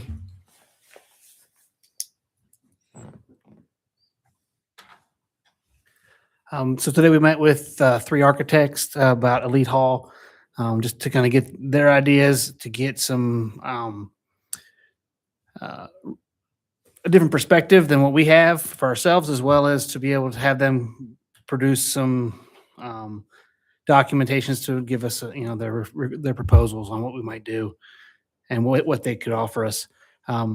They did bring up several things. So obviously we're talking about doing a L-shaped ramp into the building for handicap access. We're talking about doing redoing the front entrance as well as the bathrooms in the main area in the front of the building. Some of the big concerns they have are HVAC. That's one of the concerns is there enough ventilation if we're going to be updating the buildings? Is there enough ventilation in the bathrooms? Is there enough how do we provide that ventilation, because that has to be brought up to code? Also, electrical for the whole building is a discussion we have. Heating in the bathrooms, there's currently pretty lacking heating in the bathroom. So those are some of the things they discussed. We also discussed asbestos again. I know, Craig, you had mentioned that the building is clean of asbestos. I wouldn't say the whole building is, I Okay. don't know that, but we did have the bathrooms tested. I think Jamie has the asbestos report from that. They so all said the tiles look like they would be They asbestos. do, they do look like it, Yeah. and that's what we specifically had those Okay, tiles great. tested, and they came back clean with that, Okay. so. And so they would be obviously upgrading the bathrooms to meet the amount of stalls you would need for a dance. So that's a considerable change to the current bathroom facilities. So, yeah. And so they're going to be getting back to us in the next few weeks whenever they get their proposals ready. So it was a really good meeting. They gave us a lot of excellent observations on the facility. When you talked about an L shape, Yes. can you describe which side where that's kind of at? That depends on what they propose. There could be several things depending on what's in the ground, but one of the main ones was, so on the south side, on the east side of the building, it would kind of come from the sidewalk. The ramp would begin from the sidewalk. If the Elite Hall were here and the first parking here, the ramp would begin right there off of the handicap parking stalls right now, go up turn and then go Go up. north. And then go north into the building. So it'd be right along the sidewalk on Main Street. Correct, yes. That would be the first ramp. is Can what we they- maybe put it back enough to put like a planter buffer or Sure. something between the Yeah, definitely. ramp and the Yeah, sidewalk, or the ramp and absolutely. the sidewalk or something in That- there? That would That's a look great lot idea. more aesthetically Mm-hmm. better than. The other, I was just gonna ask, there is parking at the back of the building, and is it the same distance to, Back of the building. The north the end? the northeast corner? There's some parking there, right? Mm-hmm. Could that L-shaped actually come and it's? Well, is that it parking getting- is lower than the entryway. Okay. It's quite a bit lower than. the So floor it'd have to level, be a so steep, more, it just More is ramp. A lot more of Okay. a ramp to get up that much farther. okay. And the architects will, they're gonna make their proposal, and then whichever one we end up choosing to do the design will give us a To work with variety of them. designs. So Sure. this is just Okay. preliminary discussions and ideas, and they were getting our desires of what we wanted to be done noted down so they could give us an accurate proposal of what they wanted to do. All right. Thanks. Thank you, Dan. So they talk about things like sound systems, sound connections, communications spaces and things, because that's one of the things that if we're gonna do anything with Elite Hall, we need to not forget those things need to be included. You talked about electrical, that's gonna be a big one. Electrical code requirements now, for that size of a building, it's pretty hard to just put a panel on the wall like we have it. And so So one of the things we I did would just like discuss to make was sure those things are brought into it. was keeping as much of the renovations to the south side of the building, because as soon as you start to touch other areas of the building, you then have to bring them up the code as well. And so if we expand it across the whole building, there's a lot more code issues that we might have to bring up. So we were talking about just kind of keep it to the south side, renovating that area, and then phase two would be the next section Right. of the building. Obviously, we did mention how we want to make this a comprehensive plan where we're doing phase one, and then it would lead into phase two. So we're going to do anything that needs to be done all in the beginning, so it's ready to go to the next step without having to redo everything again or start from scratch. Cool. Thank you, Dan. Thank you. Appreciate it. Okay, Todd, you want to take presentation of the 26-27 operating budget? Well, there's not, Todd and Wes, you guys don't have very much pull with the mayor, do you? Because you're like right almost at the bottom of the agenda. no, it makes us, wait till the end. I don't know. Yeah. But there's actually not a whole lot to discuss. It's just, by state statute, we have to give this to you the first council meeting in May, give you some light reading to do. And then the next agenda item obviously is that we'll set the date and time for the budget workshop, and we'll talk about what's in there at that point. But so I don't know if there's a whole lot of discussion tonight. It's just presenting Now it's our it to you. turn, right? Now it's your turn to Okay. make comments, and then later on it'll be the public's turn to make comments, and then we'll pass the budget. Todd, thanks for all the work you and Wes have put into that. That's really commendable, and I know you've had your doors shut for a great deal of the time this week and working hard, so thank you. Yeah. Okay. Okay. Anything else? Nope. Like I said, the next agenda item, you'll set date and time, but Okay. you've got the budget. All right. Thank you, Todd. Get with me before Stephanie prints that next agenda, and we can move you up higher on there so you It's okay. See what I got you? I Awesome. just live here. I don't know. Yeah. don't get accused of. All right. Maybe if he was nicer to me. All right. So let's run through our council reports. Real quick, can we set the date and time? We just have to do that officially, even though it has already been advertised for the budget workshop. Okay. So D, so if you guys will someone make a motion to set the budget workshop for May 12th. And we have it set at 6:30. We had originally talked about 6 o'clock, but court is still in this room at 6 Oh, o'clock, so so we have to go to 6:30. 6:30. Okay. We tried. Mayor, I make a motion to set the budget workshop for May 12th, 2026 at 6:30 here in the council chamber. I'll second that and change it to 6:30 in my calendar. Okay, motion and a second. All in favor? Aye. Aye. All right, on the 12th it is. Okay, let's go to our reports. Rebecca, we want to start down on that end? Okay. A library update for April. The library had over 4,500 visitors. They issued 24 new library cards. They helped over 100 patrons locate items on shelves. And they purchased 40 requested titles and suggested interlibrary loans for 3 titles for the month of April. They held a total of 33 programs, and total attendance for these programs was 304 children and 168 adults. So the programs are still very well attended. Emily just recently attended the America 250 convening that was held in Phoenix, and she had a great time and came back with a lot of great ideas, she said, after meeting with others. And then the big announcement is the summer reading program begins June 1st at 6:30 p.m. at the City Square, and there'll be the kickoff party and festivities for the families and the kids. So that's coming up. The school board update for April, just a couple of items. Mountain Crest graduation is coming up, and it will be held Thursday, May 28th at 6 p.m. at the D. Glenn Smith Spectrum at Utah State. Another thing that's going on in the schools right now is the graduating seniors are invited back to their elementary schools to rock the halls.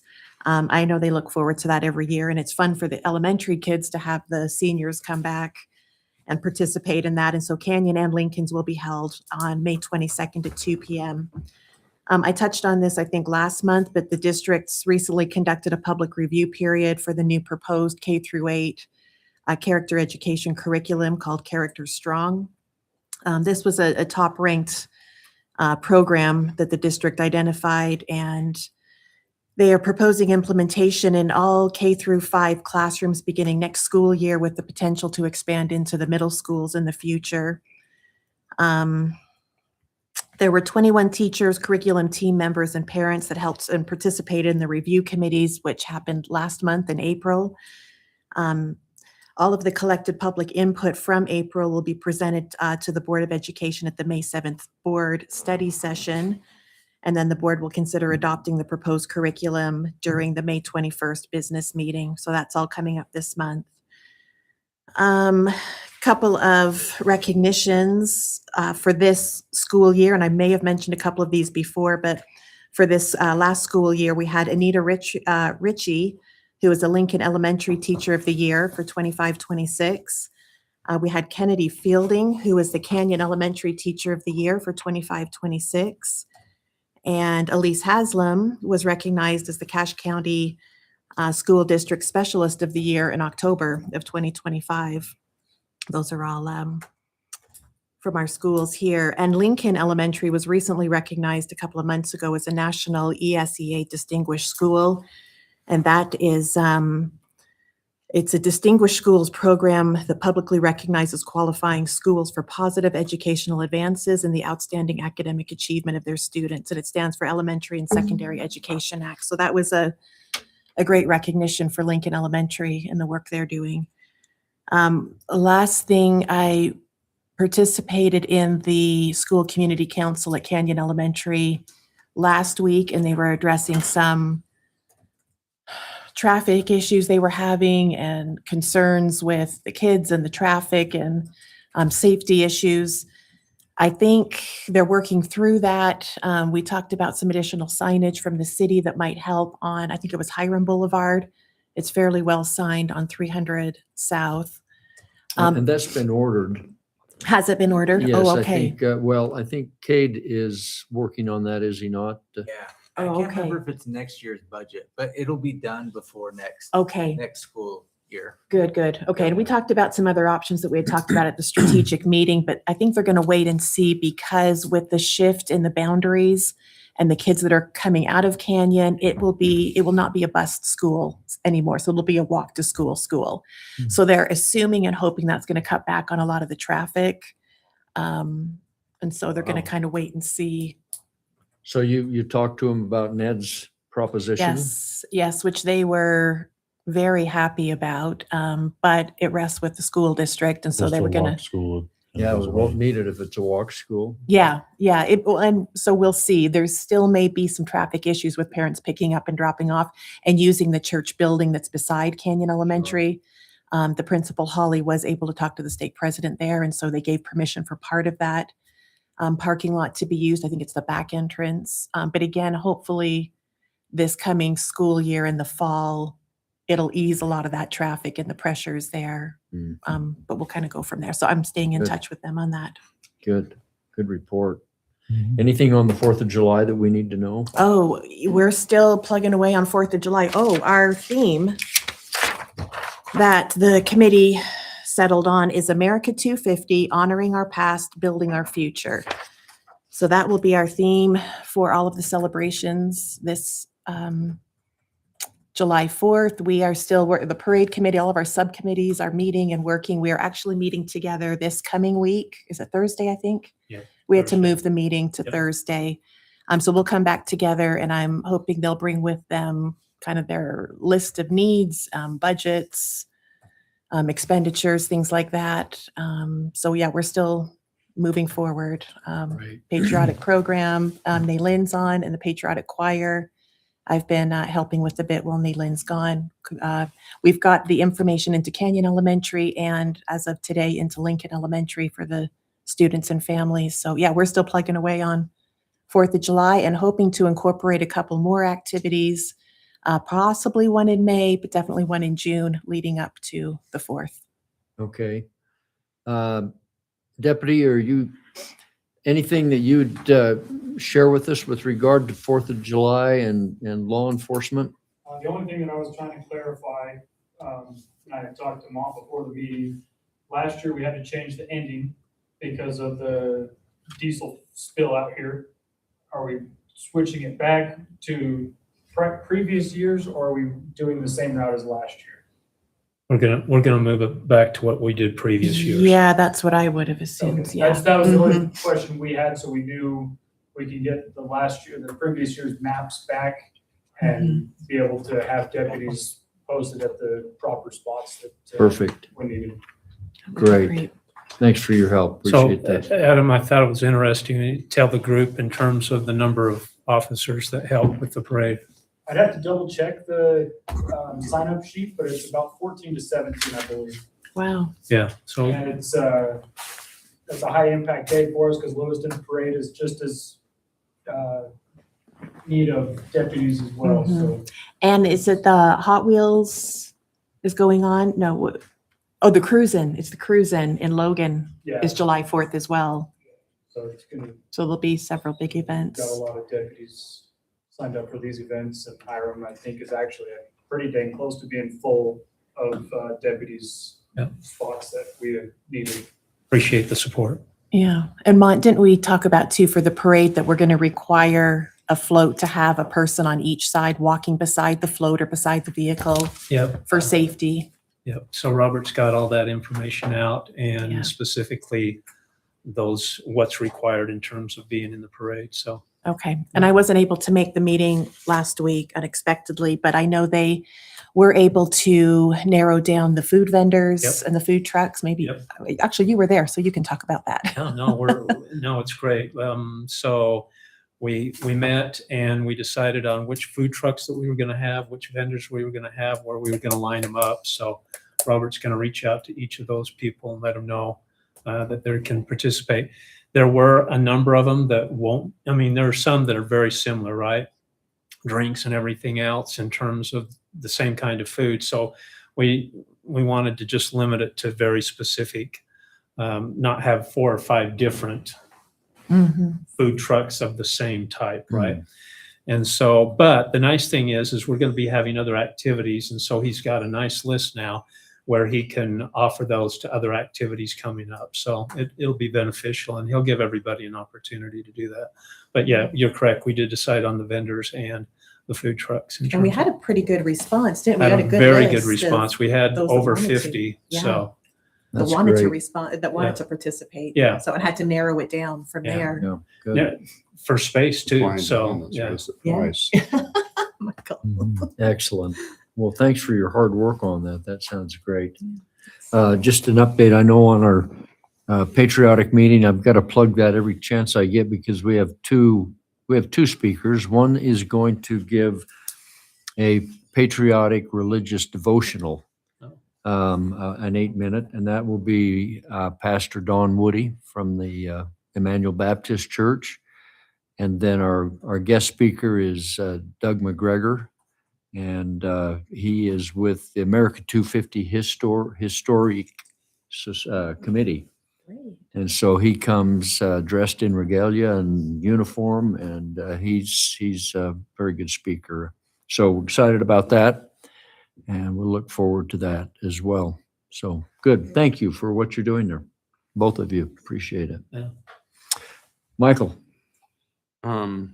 We have announced in the newsletter, and it's this month. We're having on the 26th of May, that's the fourth Tuesday of the month, we're having Hiram City Emergency Preparedness Series kickoff. And the topic is family emergency plans. And it will start at 6 o'clock and go till 7:30. We have a speaker. His name is Mike Black. He works with the county, is in the county EOC, part of their emergency group there. And it'll be a really good meeting. It's going to be at the Elite Hall. No, excuse me. Wow, the Elite Hall. Sorry about that. The Civic Glad Center. you're using it. Civic Center. I may need some people to help me set up chairs. I want to have it packed, and if it's not packed this time, we're going to pack it next time. But I really would like to have the word spread as good as we can. I've sent letters to the different denominations, and I've asked if they would participate in sharing that. So far, I haven't heard it announced, and so was it announced did Don Woody announce it? He responded back to me, but I don't know if he announced it. Was you there Sunday? I was there Sunday. Was there an announcement that? Gary Stonehouse makes all the announcements, and I think it was on their bulletin. Oh, perfect. Anyway, in your travels, share the word, okay? Awesome, if we can get People show up, or is there supposed to be a sign up or anything? I didn't do a sign up, and maybe that's gonna bite me. I hope not, but I just hope we have a lot of It'd be people. better to have a problem with too many, and I think Turn. I wouldn't have put a sign up on. I think you're good. Okay. Anyway, I'm excited for that. I hope it's something that's well attended, and I hope it just, the next one is, just keeps getting better and better. So the second thing is, we had a citizen reach out to us and kind of share some thoughts about Dyer's Woe. And so I actually reached out to Jake Forsgreen, who's over the Cache County vegetation and weed part. And I asked him about Dyer's Woe, if it's something they're doing in the county and how it works with the city. And he did say Dyer's Woe is a noxious weed. It's listed with the state. There is a state law, so we don't have to have a county one or a city one. But all residents and landowners should be removing that. And if they're not, there's options available. And this is what he did say. There was a bag program. The bags have all been handed out. There's no longer bags available. But the next one is people can dig and pull. That's a great option. Next one is there's a spray option. If they get a hold of the county will tell them what sprays to use. The next one is you can mow it, but usually that's after you've killed it. But that's an option. The last option was if they will contact Jake's department, the county will come and spray it for you, and then it'll be a fee back to the landowner. So, Just set up a bunch of community gardens and tell people to start yeah, growing, we could come up with a, start pulling it out for their competition to see garden who could space. And so, come up with a meal to, I need to contact the government because the side hill behind my place, which is owned by the Bureau of Reclamation, is just nothing but a field of Dyer's Wall. Dyer's Wood.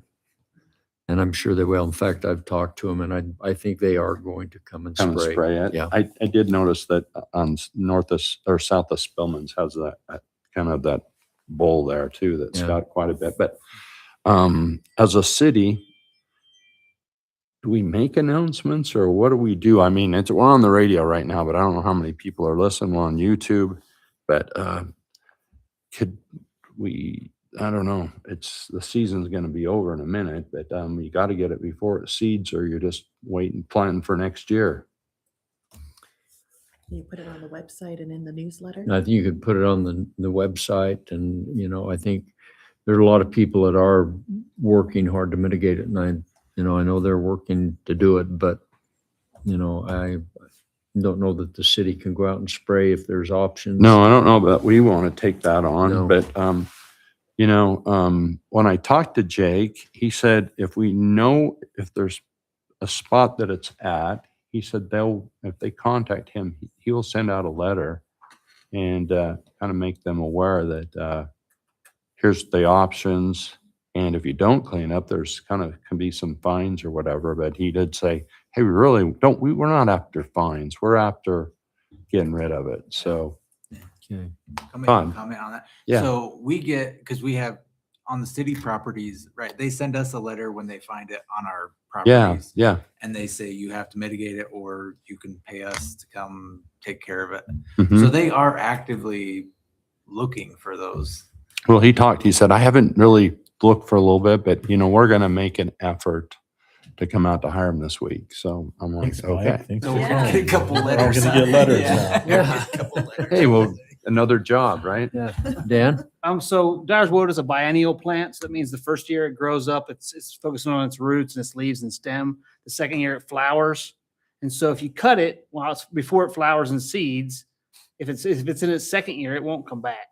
So it does kill it. So there's a lot of things about spraying it and pulling it by the root and everything. If you just cut it down in its flower time, that one won't come back. What happens though is it seeds so prolifically that it looks like it's a perennial and just keeps coming back year after year. Right. When in reality, it might come back next year because the year before seeded in that same area and that's a patch. So, but if you cut it down 2 years in a row, you won't get any come back. Yeah.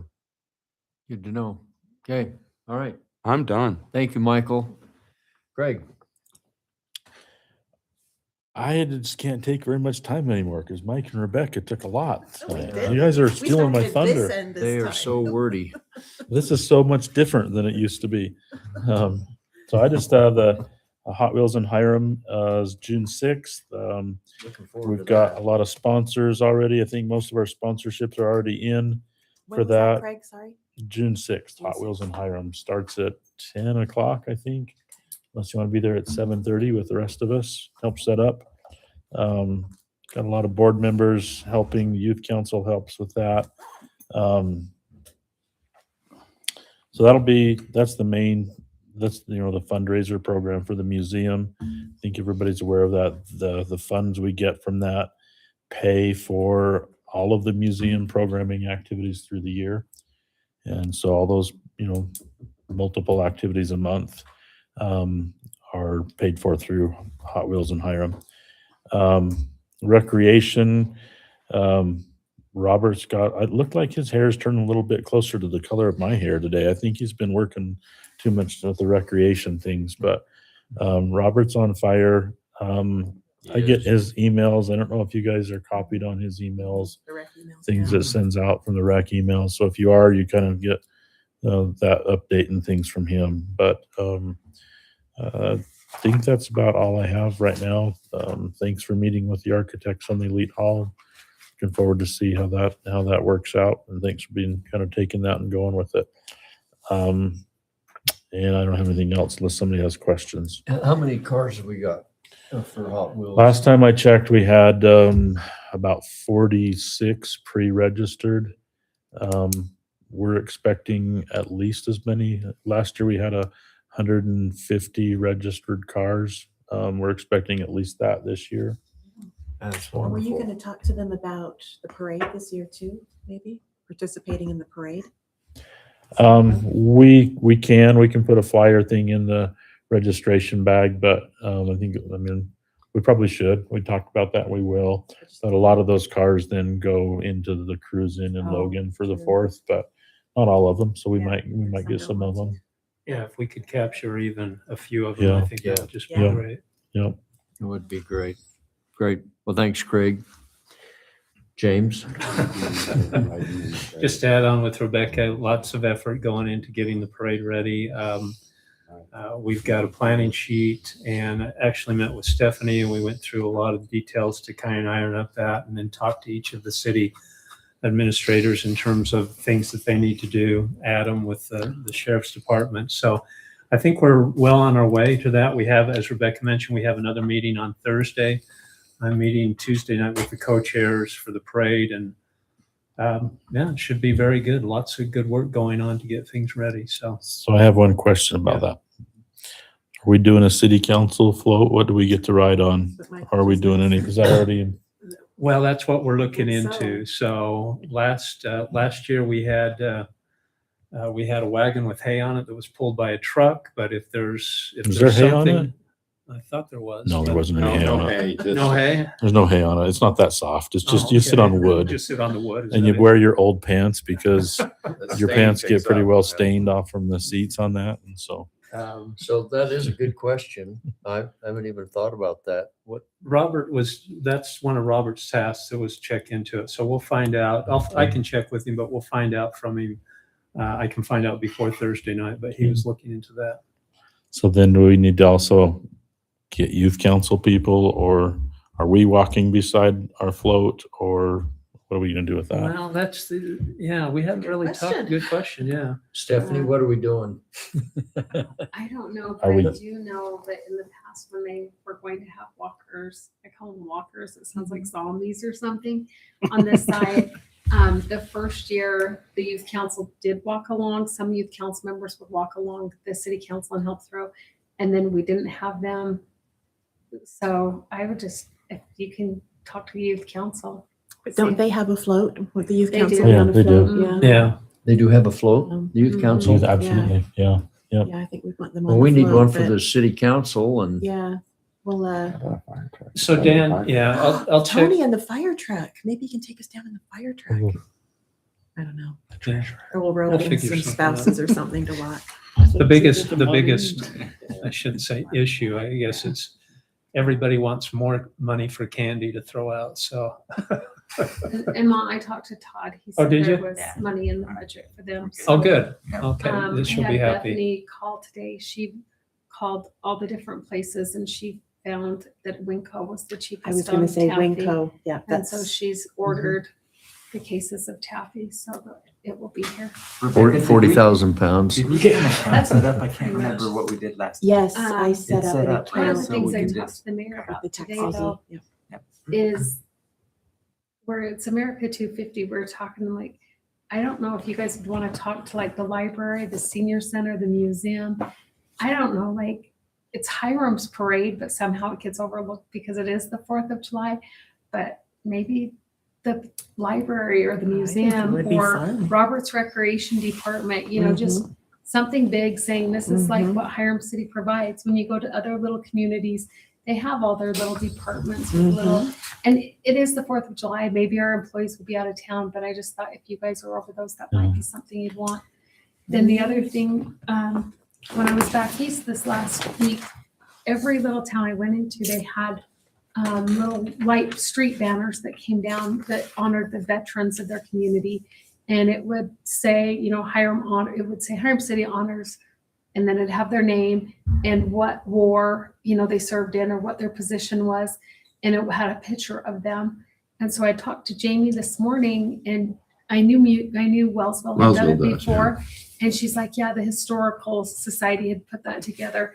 And then I went in to talk to the mayor. And so he's like, yeah, see if it can be done. So I sent Jamie an email to see if she had a list of how many veterans, and I don't know how many there are. Maybe it won't be feasible, but it is Keisha has a something. list. We would, For America 250. that's usually part of the patriotic program. And so, Brother Earl Peterson. Earl Peterson, he would have a list of all of the Okay. veterans, maybe not all of the most recent current ones, but through the Korean War. Are these veterans And, that were killed in war?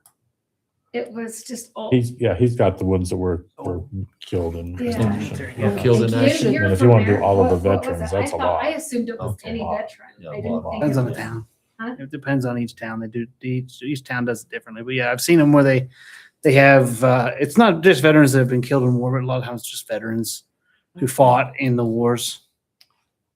That would be a long list to try to get. Yeah. But Keisha has a list of the ones that are buried in the Hiram Cemetery, Yeah. because I had asked her for that. Yeah. We're looking at Maybe doing a it's walking possible. So I tour. just sent Jamie an emails asking like, do we have a list? Do we have pictures? You know, what? And when I was quickly looking at it, it kind of sounds like most cities do it is like, if you want to honor a veteran, like people donate And the sponsor money it. and sponsor the banner. But being that it was America 250, after being back east, I just feel like, wow, Utah really doesn't even, I don't know. We don't have history. We don't have, anything that really makes you feel like you're part of America, like you're back there and there's flags everywhere, America 250, big signs and banners put up. And it's just, there's so much history and there's so much pride in America. And not that we don't have that same pride, we do, but we just don't display it the same way that they did back east. I don't know if there's, more we can do, but about the veteran flags, we thought we could put them up for Veterans Day and, every year on the 4th, like, A they Memorial last Day. for- yeah. Something, yeah. I don't know. We'll see how much the Yeah. cost He- is. When you said something about in the parade, the different departments, Yeah. I was up to the Senior Citizen Center not this week, but the previous week. Mhm. And I said, hey, Jesse, could you put something in the parade? And he said, yeah, I could use one of our vans and have some of our senior citizens ride and wave. And I'm like, that might be a good idea. I mean, I don't. And If you guys do find out your departments want to, you just call and let us know so that we can order more taffy for those departments, because we've added for the fire department, youth council, city council, or who else is in it? Oh, the distinguished citizen, the grand marshal. And so if we have other departments, we'll just need to order more taffy. The museum has talked about it. We haven't got concrete plans yet. The museum's talked about it. So I don't know. And I don't know if they'd throw candy or not. I don't know. Library has a board There's meeting enough next candy week, on so the I'll mention it at that city meeting. council. We'll see. And the food up to the Senior Citizen Center was really good. I was really impressed. So Good, good. We will need to finalize distinguished citizen and the grand marshal. so- Yeah, and I've got some different ideas just tonight that I'd like to maybe Yeah. talk about or send out to you, maybe in an email. That'd Just be some great. ideas, some thoughts, but yeah, we do. We kind of need to make that happen, and we can do that, I'm sure. But great. Well, I've been up to my eyeballs in fire districting. And it's taken turns that are really crazy. And I don't know that I have a lot to report tonight. We had a fire meeting tonight that George Dane presented another option that may change the direction that we're going to go just based on funding. But I just don't know enough about it. Wes, we're going to meet, and Dan, we're going to huddle tomorrow and kind of ferret it out a little bit, because it's a totally different direction than we've As gone opposed right now. To bringing it to Hiram? Yeah, different direction? Yeah, I think, that's still an option, but I think we need to really now look at the funding, because our funding is not there. Oh. That was there. It's going to be different. And so there'll be some cost savings, but I think there will be a way that down the road, we can posture for an ambulance. But I just think right now, just based after tonight's meeting, that I think we need to rethink that just on the fact that the county has changed their budget, their financing to the cities. And I think we want to be conservative. I think we want to be wise in how we move forward. And we have absolutely the finest fire department, I believe, in the county. And I don't think we want to do anything to disrupt, if that's the right word, or to maybe thin that out to where it's not as effective as it is right now. So we'll get into more of that as this kind of shakes out. We're holding a mayor's meeting on the 15th with all of the mayors in the South End. We're going to meet to talk about a special service district for the fire department on the South End, for the fire coverage on the South End. And I think we're able to kind of facilitate that, because obviously Hiram is the nucleus of all of those South communities. And, right now, we have communities that are not sure if they want to contract with Hiram. And, that's a lot of it too, because a lot of our outside funding comes from outside cities that contract with us. And so I think it's, after tonight's meeting, I think it's wise to take a stand back. We'll take a look at this. We're not committed on anything yet at this point. I think we've got good training going on, but that's necessary. But I think we have to think that through before we make any further hard decisions on it. What else? I think that's been kind of the gist of it. We did Elite Hall, and we've got more information from SCD. I think, this week I had a call from Craig Thornley, and he indicated that SCD out of Kansas City is now they're configuring the equipment that they need for JBS on I'm going to call it the deodorant that they're going to apply. And he informed me that landscaping company had just bought a large piece of equipment that will actually do the windrow turning. They've been turning that with the front end loader up to this point, but now they have a machine that drives down the windrow and turns it automatically. And so he indicated that they were getting that piece of equipment and would probably be installing the same material on that piece of equipment to apply the deodorant, if you will. And so that will help. He said they've agreed they're turning it at night, so they won't be turning it in the early morning when that wind blows from the northwest and the other wind blows from the south, and they meet in the middle and just stay. And so good things are happening there. Stephanie, what else are we working on? Got a lot of good things that are going right now. And So busy. so, but yeah, excited.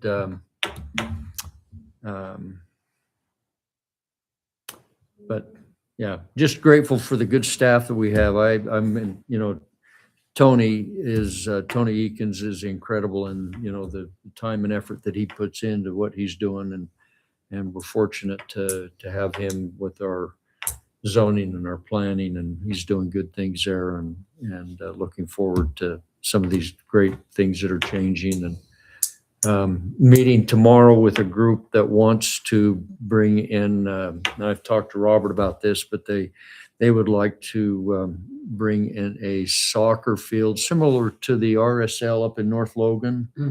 But they want to meet, and I said, I'm happy to meet with you. And they said, well, do you think the city would be interested in helping fund that? And I said, no, we would not be interested in helping fund that, but we're interested in talking to you, and maybe you could find some funding for it, but I don't believe the city is interested in funding that.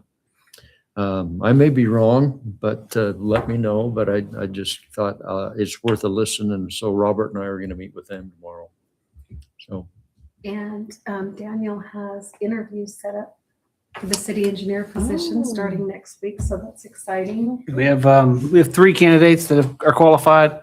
I think 2 will be on Monday and 1 next Friday for interviews. The 4th candidate, I did get a hold of him, and he backed out. He withdrew his application. So Good. Angela's offered. I a think job those schedules will in the work for me. Wastewater treatment plant. She's offered the position to someone. He comes back with a lot of mechanical experience. Is that right? Yes. Right now, we still have we have two part-time positions in the library that's still open. I saw that posting today. Yeah. And Okay. our seasonal employees, this 6 original summer help that we hired, they've been hired. 6 more will be hired in June. Our Canyon power plant operators started May 1st. We call them the power plant operators, but they really don't do anything with the power plant anymore. But they're up there to make sure that the power plant is safe and there's no vandalism. And then they help with the AJ's Park and the Canyon campground and that. So yeah, it's a busy time of year. Yeah, good. Anything else? Motion to adjourn. Accepted.